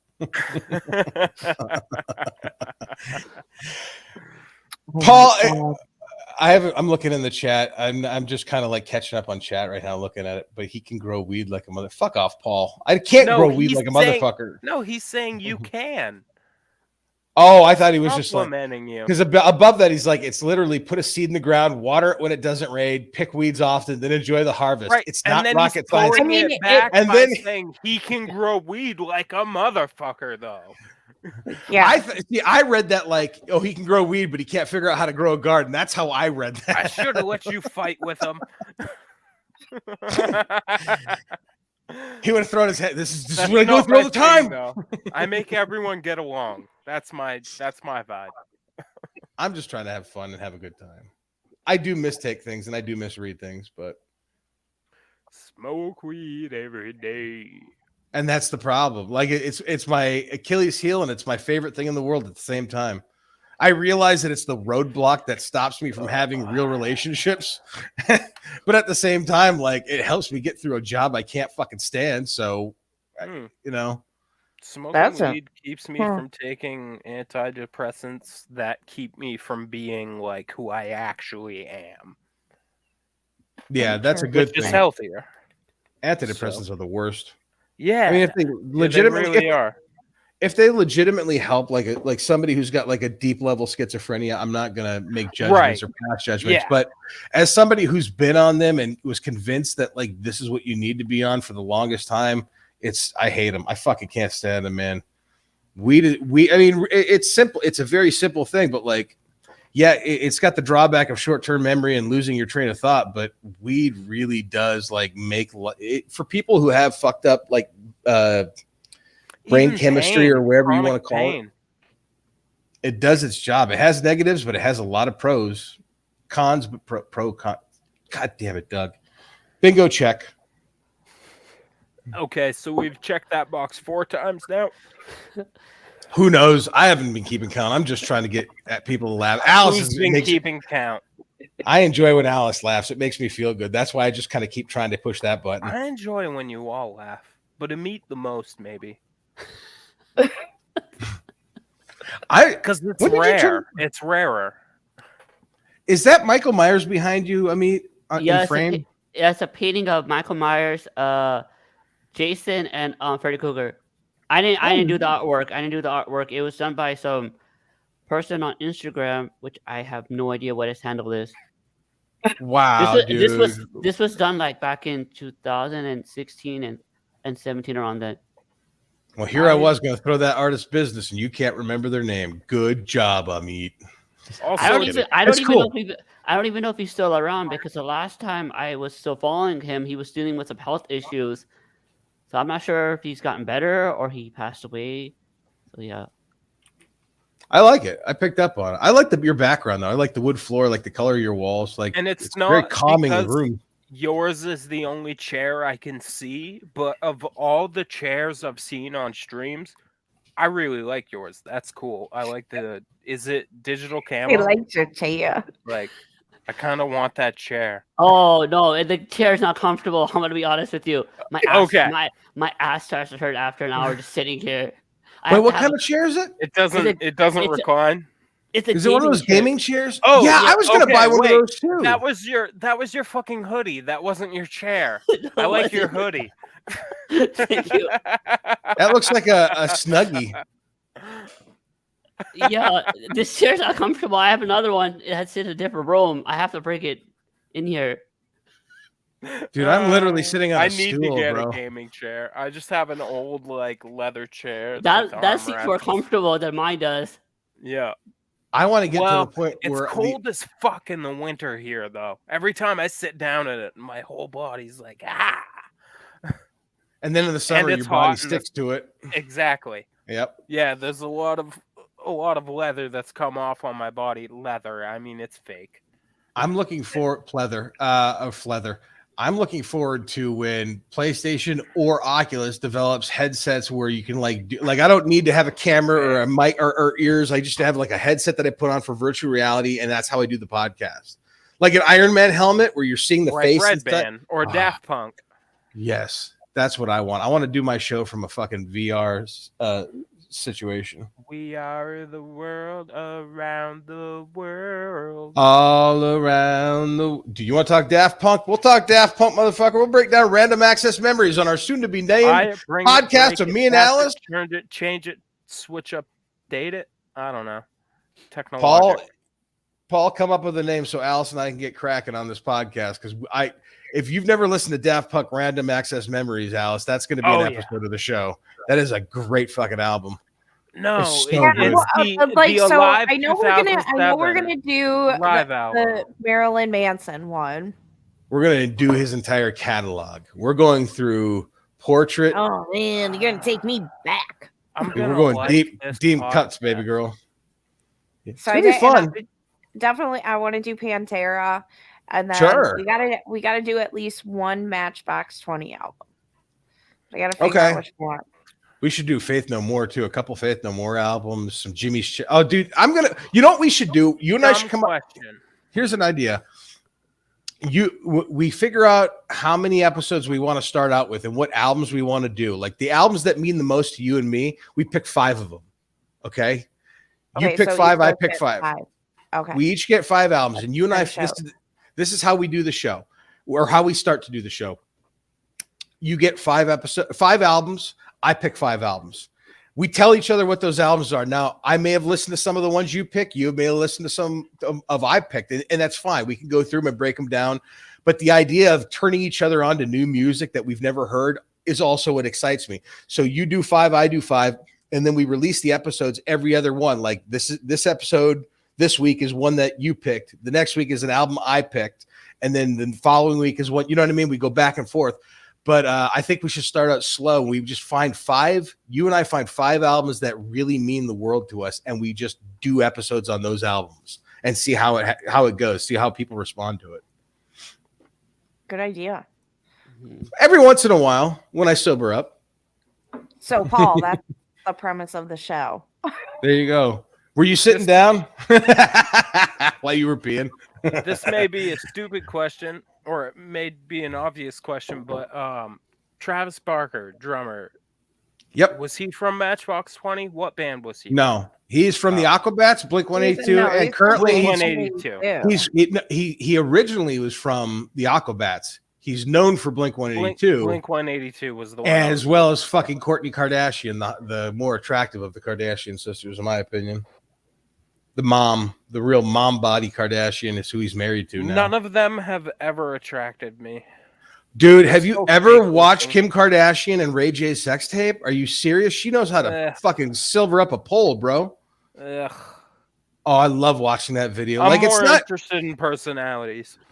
It's not like a well-made video. Like they clearly weren't thinking about cinematography or camera angles when they were making it, because there's a lot of like off backshot stroke shots. But when she gives that dude head, for a black dude, his piece is not all that remarkable. I imagine it's not even as big as Hex is tall, for fuck's sake. But she knows how to work it. Oh my goodness. Anytime I see her, I think about the shot of her just watching that black lightsaber enter her fucking mouth. Or as the Mandalorian would call it, the dark saber. If anybody's watching Star Wars still, Alice enjoys this conversation. Who doesn't? I feel like when I say fuck it and start talking about what's really on my mind, I feel like that gets the most attention out of people. So I go with it. I like talking sex and stupid shit. So yeah, Kim Kardashian was sucking Ray J's dick. You know Ray J, Brandy's brother. Oh my God, we're on YouTube, bro. Oh yeah, but we're like an hour and a half in. You're not monetized. So it's all good. It's past 5 minutes and we're not monetized. I'm sorry. I didn't mean. If I fuck anything up, I don't mean to. I apologize. I was watching the fucking fuck it stream from Friday night, Forest Mommies, and I totally perfectly stopped myself from saying something that was The not N-word? YouTube friendly right before I said it. No, I was gonna make a joke about the Jews? Jays. Yeah. I can't believe I got it on the first shot. Yes. I apologize in advance, Alice, if your channel gets struck. I also apologize to Forest Mommy if your channel gets struck. Alice, I got a quick question about the channel. Have you seen the video? Do you realize there's videos that you've uploaded on your channel years ago? You know that, right? I think I made them private though, didn't I? No, there's literally a video of your kid. I don't know how old she is in it, but it's like a 15, 20-minute video of her walking around with the laptop. And I think the title is might be going on Omegle soon. Don't know. And she's literally just walking around your entire home with the laptop. And she doesn't say a word for like 20 minutes. And I'm like, what the fuck is this? I skipped through it waiting to see where you were. And I'm like, why the fuck does she have? Why is this here? I let the whole thing play in the background while I was playing fucking I thought I Total made War. all of them private. I thought all of them were private. I was like, what the fuck, man? It really threw me through a loop. I don't see anything on her page. Maybe she made them private now. This is when I first subscribed to Alice like a year ago. She might have. Okay. I just never asked her until now. Like it's something that's always been in the back of my mind, and I get so fucked up most of the time I forget to ask her. But now that we're talking about it, it's on her channel. I'm like, oh yeah, that's right. She's got a really weird video. Oh god damn it! This is a fun Sunday. Kids are weird, dude. Like really, yeah. Like sometimes I think back to the things I said and did when I was a kid, or just thought about in my head, and I'm like, man, like it's so weird being a kid. In today, yeah. Well, I think it's weird at any time. You know, like it's just like it's so weird because it's like you don't know anything, and then suddenly you start learning about realities of life, and you're just like. I was a really curious kid, and my mind was always just like going, and yeah, I'm sure I drove my parents nuts. I know I agree with the mind nuts. Is always going. My fucking brain never stops. Mine used to be like that, and then I got hooked on drugs, and then my brain stopped spinning. And my brain really did come to a halt. Like I remember telling somebody, like when I lived in Florida at the beginning of like getting into pills and shit, I remember saying to my boss at one point, like, I have a tough time sleeping at night. I'm up all night because my brain won't shut off. And then after a certain point of using opiates, my brain fucking shut off permanently. Now you see me on podcasts go like, what was it talking about? I'm like, oh yeah, that's what happened. You shut your brain off permanently. I do miss like having that curiosity, the ability to like not give up on learning. Like I feel like I've given up on giving a shit about anything for the most part. And it stinks. I miss that the magic of being a kid in the 80s and the 90s. I mean, realistically, like I speak for me. I speak for me, obviously, but I also speak for Alice because we're closer in age. But like, I honestly believe we grew up in the best time frame. Like, I couldn't imagine what it's like to be a kid growing up in the world now. Like, we didn't have technology. We didn't have the answer to everything at our fingertips.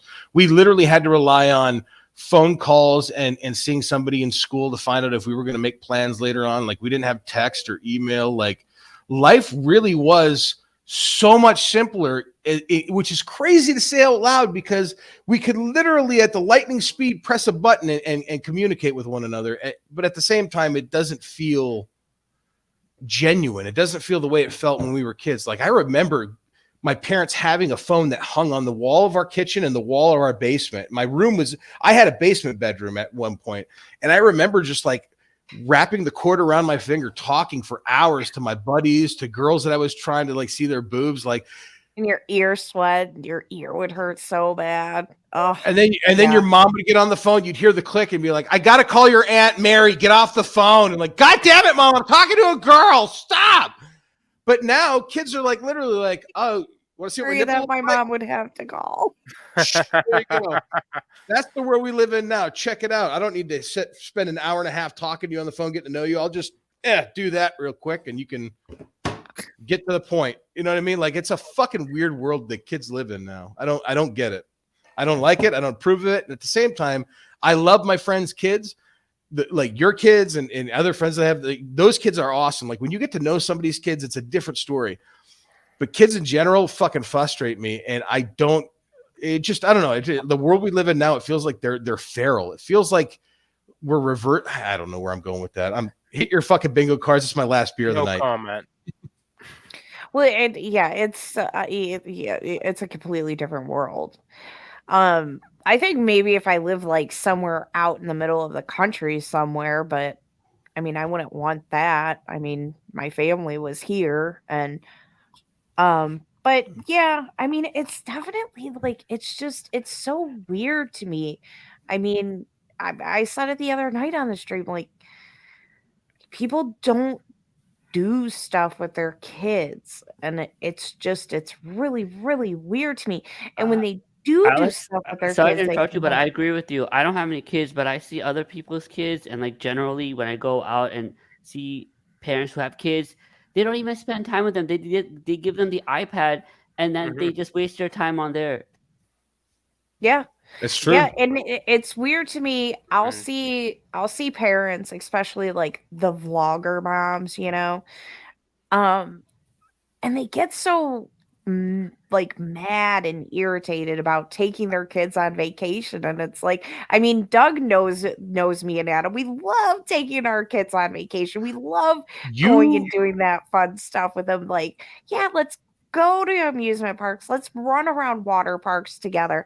And I mean, there's parents that are fitter than me at water parks, just sitting there, like, just watching their kids. And I'm not saying I never do that, but I run around with my kids. How many of those parents are on their phones while their kids are playing in water parks or just in parks in general? I'll give you one better. I'll do you one better. I mean, Alice said that she watches these vlogger moms.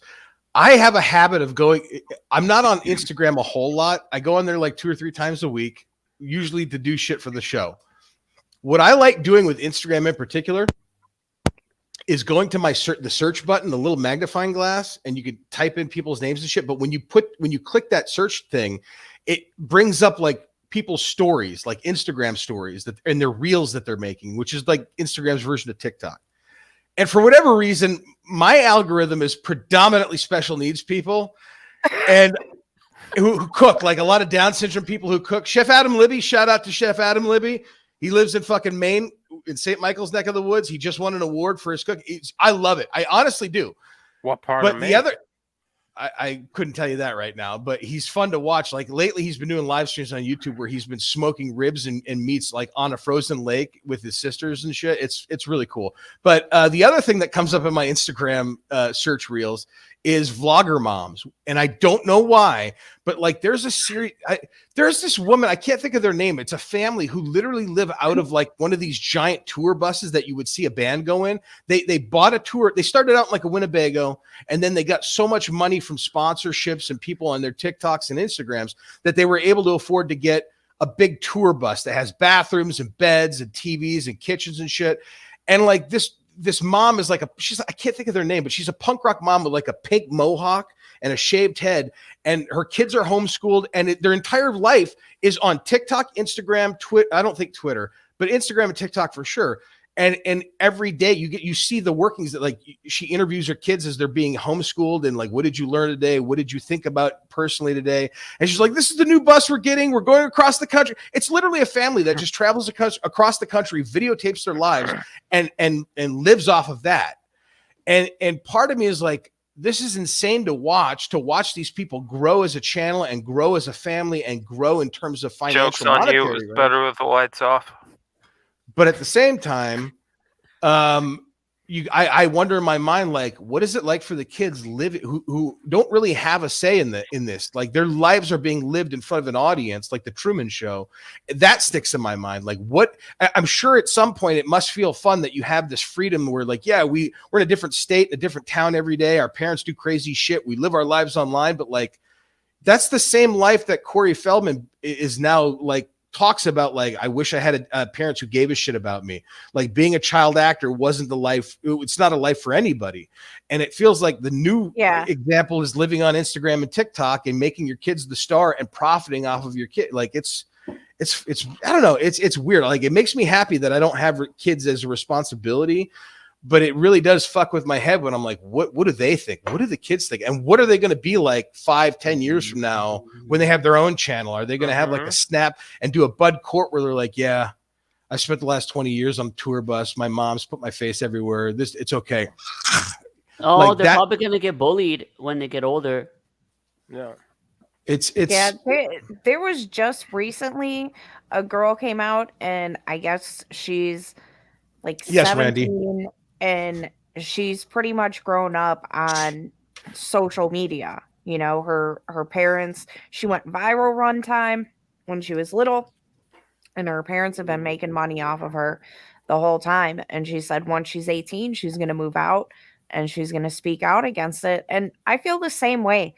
Like, we want to do, you know, the family channel, but one thing that we're going to do is so our first family channel like review thing is going to be when we go to Great Wolf Lodge, and I'm not going to have the kids on the video. I know the kids will pop on here sometimes and say hi, but and if they do, you should either blur them out or turn the camera behind them, like they're walking and you're talking, so you just see people see their heads.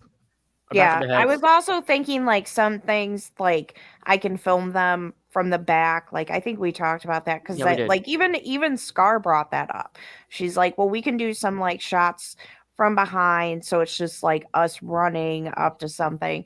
But yeah, I don't want them to be and yeah, there's other families that I watch when it comes to like reviews of the places, and yeah, they don't. Their kids may be on there for a couple of seconds, like, yay, you know, we're having fun, but the kids aren't the focus, you know, like, it is the focus, but it's not the focus. It's like, yeah, you want to show it's a fun time for a family, but you don't necessarily need to, like, you know, and a lot of these parents, it's just like tricks and stuff. Like, there's some families that my kids watch that I actually kind of like because they're pretty wholesome, you know. We both. I'm sorry. I've actually been listening to you, Alice, completely. But then I glanced over at the chat. And Randy Ravis said, "I'd love to see a Disturbed cover band made up entirely of special needs people." And then Forrest Mommy came up and said, "Downsturbed." Oh, that's not funny. That's horrible. That's horrible. Oh, that's funny, but it is horrible. Have you ever seen the movie The Ringer? The Ringer with Johnny Knoxville? Yes. Anybody in the room?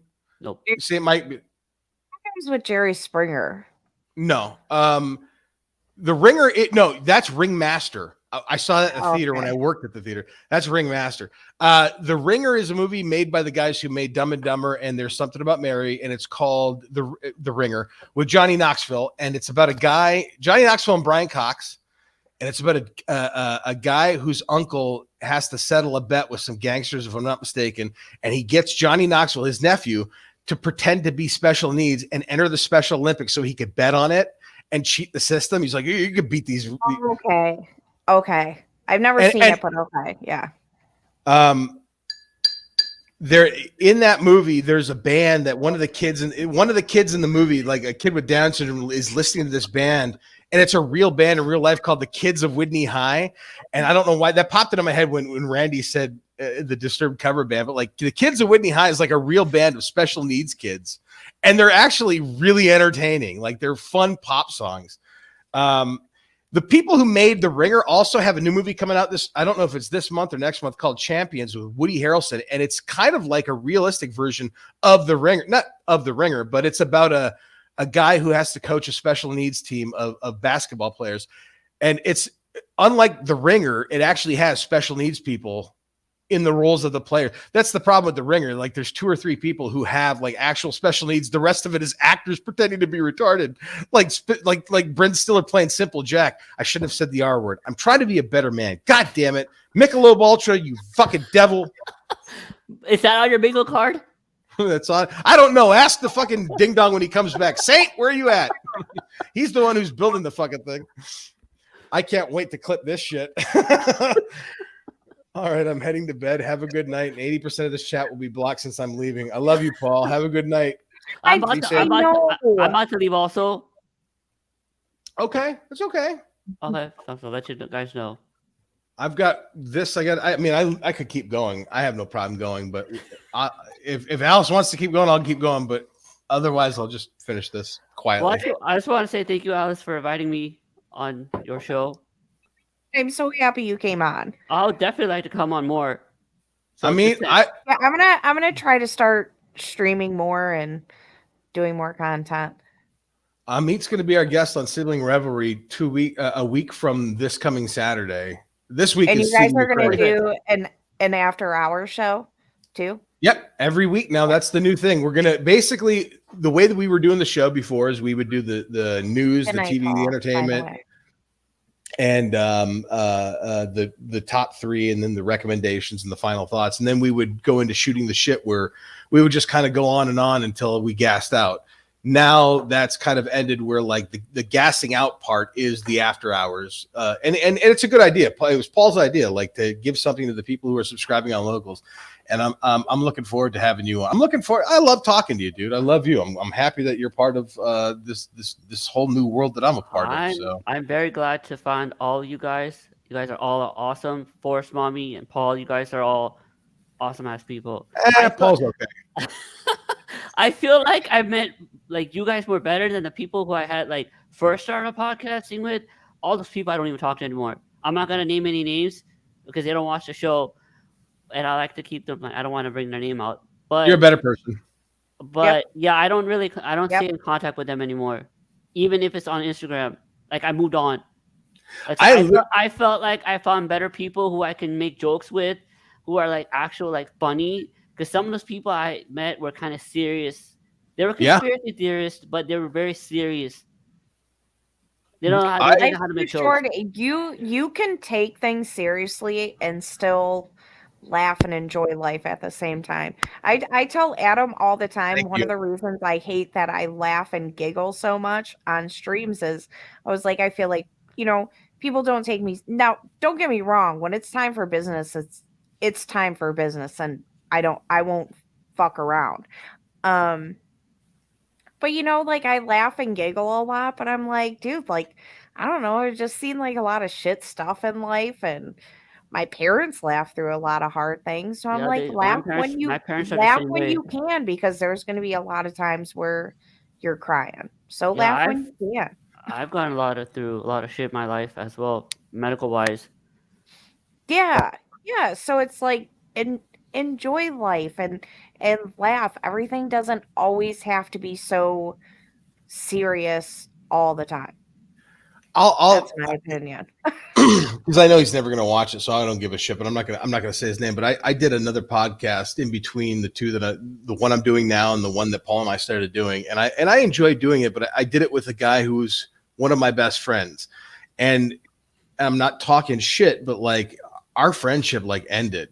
I would say last summer is where it fizzled out, and part of me really does like think like the pandemic changed people. Like I don't think I ever stopped being who I was, but I did notice that everybody I was friends with and everybody that was around me that had known me for a long time had started to like buy into the fear. Like it really was watching people fear the unknown.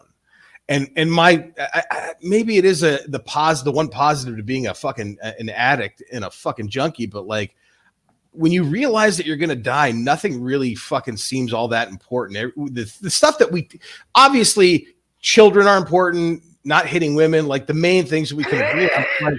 But like most of the mundane shit that people fucking talk about, like, I can't believe this happened today. This is like the worst.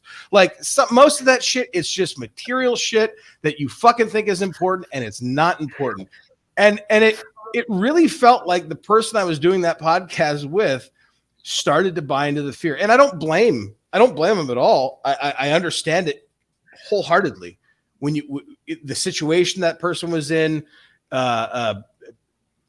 having people you love who are susceptible to COVID, I get it. Like, not knowing the unknown is a scary thing, but like, I genuinely don't care. Like, part of me, there are some days where like, I'm looking forward to death. Like, and I don't mean that morbidly. I mean that like, I don't know. Like, I feel like I shit didn't work out in some aspects. Shit worked out exceptionally in other aspects like this. But for the most part, I've lived a pretty good life and I'm very happy. And if it ended tomorrow, yeah, it would suck. I mean, there's a lot of things I'd like to do and see still, but like, let's wrap this shit up, you know? And that's my mentality. This person I'm talking about, the point of all of this is the person I'm talking about. Like, I watched that person, and this is my perspective. I could be wrong from their end, because everyone's got a different angle on life and a different perspective. But from my perspective, I watched somebody just buy into the fear, and that kind of ended I hate to say it, but like it did. It like broke apart the podcast. It ended the friendship. It got to be a little too much on my end. And I'm the kind of person who doesn't tell people directly. I don't like confrontation. I won't tell somebody like, hey, like what you're saying right now is really fucking bumming. Because I know that some of the shit, and the only reason is because I know that when I say shit like that, like I'm sure somebody's thinking like, Jesus Christ, get it over with, Doug. Like, stop bitching. But like, so I try to be understanding, but at the same time, like it just got to be to the point where I'm like, I can't deal with this shit anymore. And hit your bingo cards, kids, because I have no idea where I was going with the story. 5 times. I know. Jog my memory. How did I start? What was beginning? Who was talking before I started this? I could find my way home if you guys help me. Amit, I thank God you're a sober person. Tell me how did this start? I forgot where we were. You son of a bitch. I mean, I'm kidding. I don't know if your mom's a beach. A bitch. I said a beach because I'm. And on that note, point I was trying. Well. Oh, I remember now. I was talking about like I met you guys, and then I have cut off the friends I met through Instagram and connected with them while I was doing doing podcasting, and then you started talking. I'm so glad that I've met Amit. I really am. Amit may be the best sober friend that I have who can bring me back from the brink of craziness of banana sandwiches. I love you, dude. So the point I was going to make with that is we literally, the pandemic began where we started podcasting because we didn't know what the fuck was going to happen. None of us knew. We were all told not to work anymore. We were told to just stay at home. We protect our loved ones. Old people and young people are susceptible. Fat people are susceptible. All that shit. And then we realized as time went on, like, oh, everything's fine. Like, yeah, people have died from it. It's fucked up and it's a horrible thing. But we're all relatively fine. Like, we still keep waking up. We still keep bitching online about the same shit over and over. And that's where that got to be a point where, like, it on that end, on the other end, it didn't get, we don't have enough breadcrumbs for this guy. Fuck you, Randy. I love you. I want you to come on our show so bad because of comments like that. You fucking brilliant genius. I'm glad I'm still on the topic because I know what I was talking about still. This particular person I'm talking about had been a lifelong friend, and COVID really did, like, as Amit was talking about how like you don't talk to people anymore the way you did. Like, this is a guy I've been friends with for most of my life, and like COVID and the podcast severed it. And I never would have severed it. It was him that actually did the severing with the rest of us, but like I never would have severed it. But I'm one of the kind of people, as fucked up as I get, like I think I'm pretty good at reading a room, and I'm pretty good at reading the situation, and I can tell when somebody's not happy. And he wasn't happy, and I saw it. We all saw that. So it's. I think that was where I was going with that. Like in conjunction with what you're talking about, like the COVID and podcasting is a lot of friends, but at the same time, we stopped doing that. The show I'm talking about, we stopped doing something because I lost passion for it. Because anytime we would do the show, I would see the look of disdain on his face whenever I would say a certain word or try and make a certain joke that was off color, and I know I'm not wrong about the choices I've made since then because I've met you guys. I'm doing shows. Yes, it's funny because I keep getting lost in trains of thought, but it's a beautiful thing because I kept being myself. And it was the first time in my life where, like, as much as I don't like confrontation, I stood up for myself and said, I'm just going to, I literally responded to when he said, like, I'm done with the show. I think I responded in the group text. All right, man, Godspeed to you. I want nothing but the best for you. Happy trails. And like, that it was like telling somebody like I voted for Trump. It was like it broke. Like I mean, the amount of texts I got for the week afterwards, like I'm trying to help you out, I'm trying to be your like that kind of shit. It was wild to me. But at the same time, like I had my doubts about it. I'm like, am I really throwing away a friendship with somebody I genuinely do love as a brother? And I'm not going to lie, I do miss him, and I hope he's doing well. I know I'm not wrong. I know I wasn't wrong. Like really, I still don't talk to my father with X. That sucks, dude. Can I tell you something? Paul still talks to our father, and I'm not speaking out of turn because Paul's talked about this on our show, but our dad, at one point, I want to say 2022, towards the end of 2022, got so mad at Paul that he told Paul, "I hope you get COVID and die." Jesus. And Paul cut dad off. He cut our dad off for a while. Now they're good. They're very good now. But I get it. Like I do get it. Like I remember when that happened too, because my dad, like Paul's like, I'm not going to go to their house. I'm like, well, I have to go there for this, so I'll report back to you what happens. And my dad and me, and we have a different relationship than he has with Paul. He's more, I think he's more angry with Paul because he sees so much of Paul in him. I think of himself in Paul, like the bullheadedness for sure. But the willingness to like, hey man, I'm doing my own thing. It is what it is. Whereas with me, I think my dad thinks he fucked up because I'm the oldest of the two of us. My parents put me on Ritalin when I was in 3rd grade because I was hyperactive. The school psychologist said I was hyperactive. And if you Google Ritalin today, I mean, everybody who's watching should know what Ritalin is. But if you Google it today, after all this time, after 30 plus years, we found out that Ritalin is used to treat people with schizophrenia. They were giving it to me in 3rd grade. So my dad, I think, has an idea that like, I think I fucked up Doug. Like I think he feels responsible for my addiction and all of my faults and shit. So he has a different relationship with me. But when that happened, I remember going over to their house and he didn't want to like shit talk my brother, but like he was you could tell he was agitated. He was sitting in his recliner and he's like, at some point he's like, your goddamn brother. And I'm like, my goddamn brother, what? Because I knew what had happened. And I was like, I'm not going to, I've said it before, Paul's my ride or die. As much as he drives me fucking nuts and I him, he is my brother to death do us part, whatever you want to say. And I looked at my dad and I remember saying to him, I'm like, are you kidding me? He's like, what? And he's like, he's the one not talking to me. I'm like, do you know why he's not talking to you though? Right. He's like, well, what? He's like, I already said I was sorry. And I'm like, you sent him a text that said, I'm sorry. Can we please move on? I read the text. He showed it to me. And I'm like, do you know what you were even apologizing for him? Right. Or to him for? And he's like, what did I say that was so bad? And I'm like, you wished death. You told him, I hope you get COVID and die. And my dad had a come to, I could see it in his eyes, like a come to Jesus moment. He's like, yeah, I did say that. He said it out loud. He looked at me. He's like, I did say that. Oh, fuck. So where was I going with that? Like first shot said he doesn't talk to his dad because of COVID. I get it. I get it because I watched it happen in real time. And I also watched my brother forgive him in real time because as shitty as that was, I think people of my dad's age range and their generation are at that point where like technology has become so rapid and so fast that they haven't been able to keep up on it and they don't know what's real and what's not real. And I honestly think people of that age is starting to teeter on my dad especially. And Trump was the perfect storm.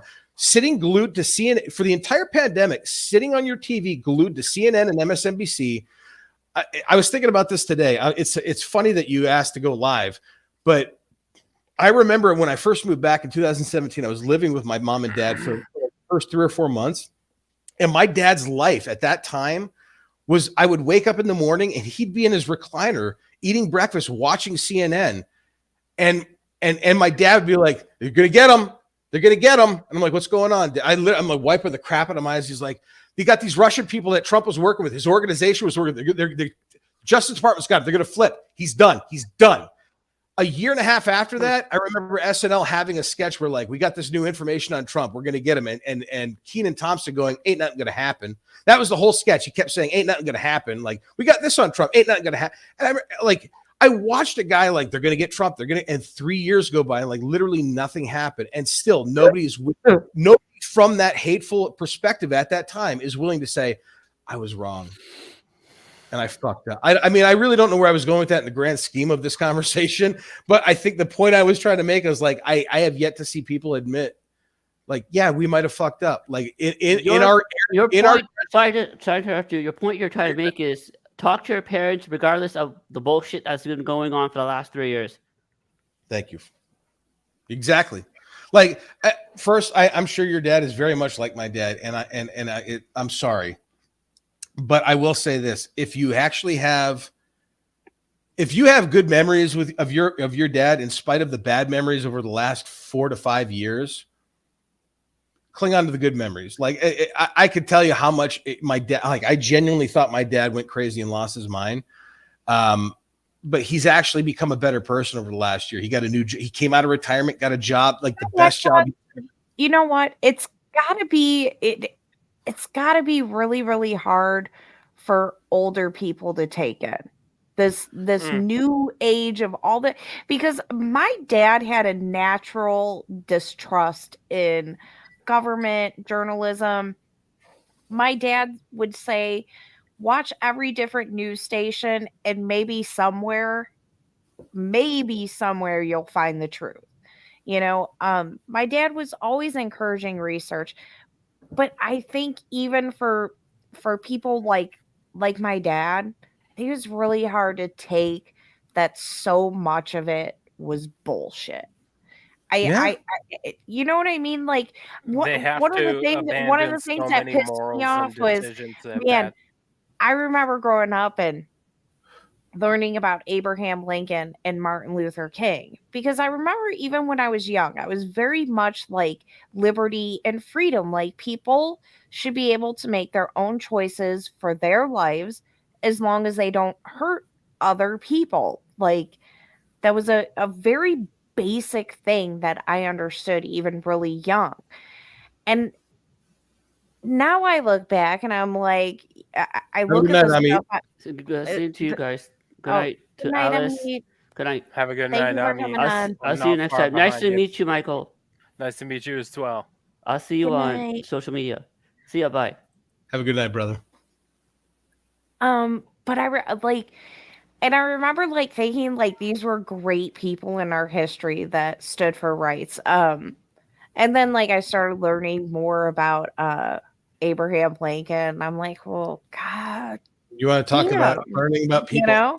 You want to talk about learning about people? And then Martin Luther King, and I'm not even saying Martin Luther King was bad, but as I got older and I had access to internet, I actually like Malcolm X so much more than Martin Luther King. And I never really learned about Malcolm X.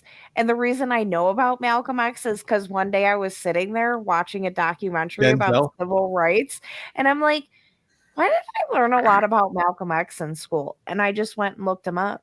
And then I started listening to his videos and reading his speeches and stuff. And I'm like, oh yeah, that's why. Yep. Yeah. Yeah. It's a crazy world. I think about something my dad and I were talking about recently. My Uncle Kenny, my brother and I both, I mean, we love all of our uncles and all of our family, but our Uncle Kenny is our dad's, I want to say, oldest brother. I can't remember if Uncle CR is older than Kenny or Uncle Kenny's older than CR, but he is, one of the most stand-up human beings. I mean, all of our uncles have been great, but like our Uncle Kenny is just fucking awesome. He really is a good person. And he has recently, over the last 2 years, started to lose his hearing.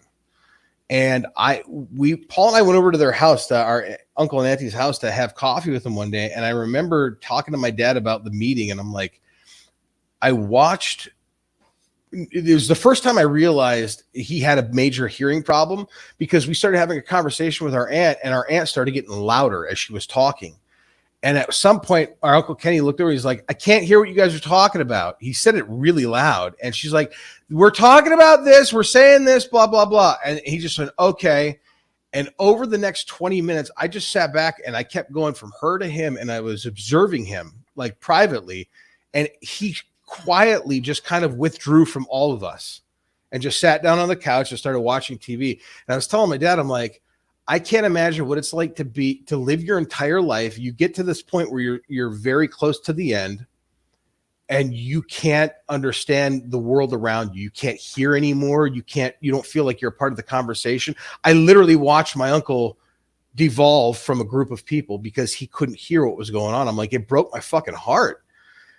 So I do think about that. Like, as much as crazy as he got, and as shitty as some of the things he said, I still try and understand. I try to be understanding. At the same time, I agree with my brother. Like, our dad's generation is the reason not the reason, but it's one of the reasons why like shit is so fucked up. The boomer generation didn't realize how good they had it, and the rest of us are paying for it, and the future generations are going to pay for it for a while, and it's the cycle that's going to keep going on.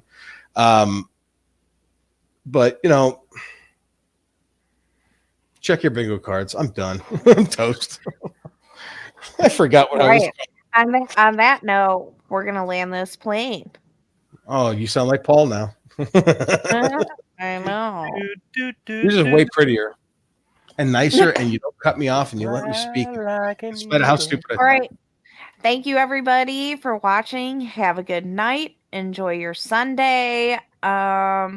I believe Terribly Tactical is coming on either now in a little bit. So if you're still awake, go watch him. And yeah, that's it. Have a good night, everybody. Are you doing Scissor Me Timbers this week? Oh, I don't know. I think Jess is back to normal schedules. I don't really know. Why are you throwing shit off? I was on a roll. I just figured you'd promote your own shows besides Terribly Tactical. That's all. I figured, sorry. I just I thought about it because it's a Sunday. I was about to say something. Way to go. Way to be like me, Alice. Way to be like me. Anyways, don't forget to watch Sibling Revelry on Saturday nights, Scissor Me Timbers on Thursdays, Golden Showers on Sundays. Check out Hawk It Podcast with a meet, and don't forget to join locals or some shit. Good night, bitches. Oh, fuck.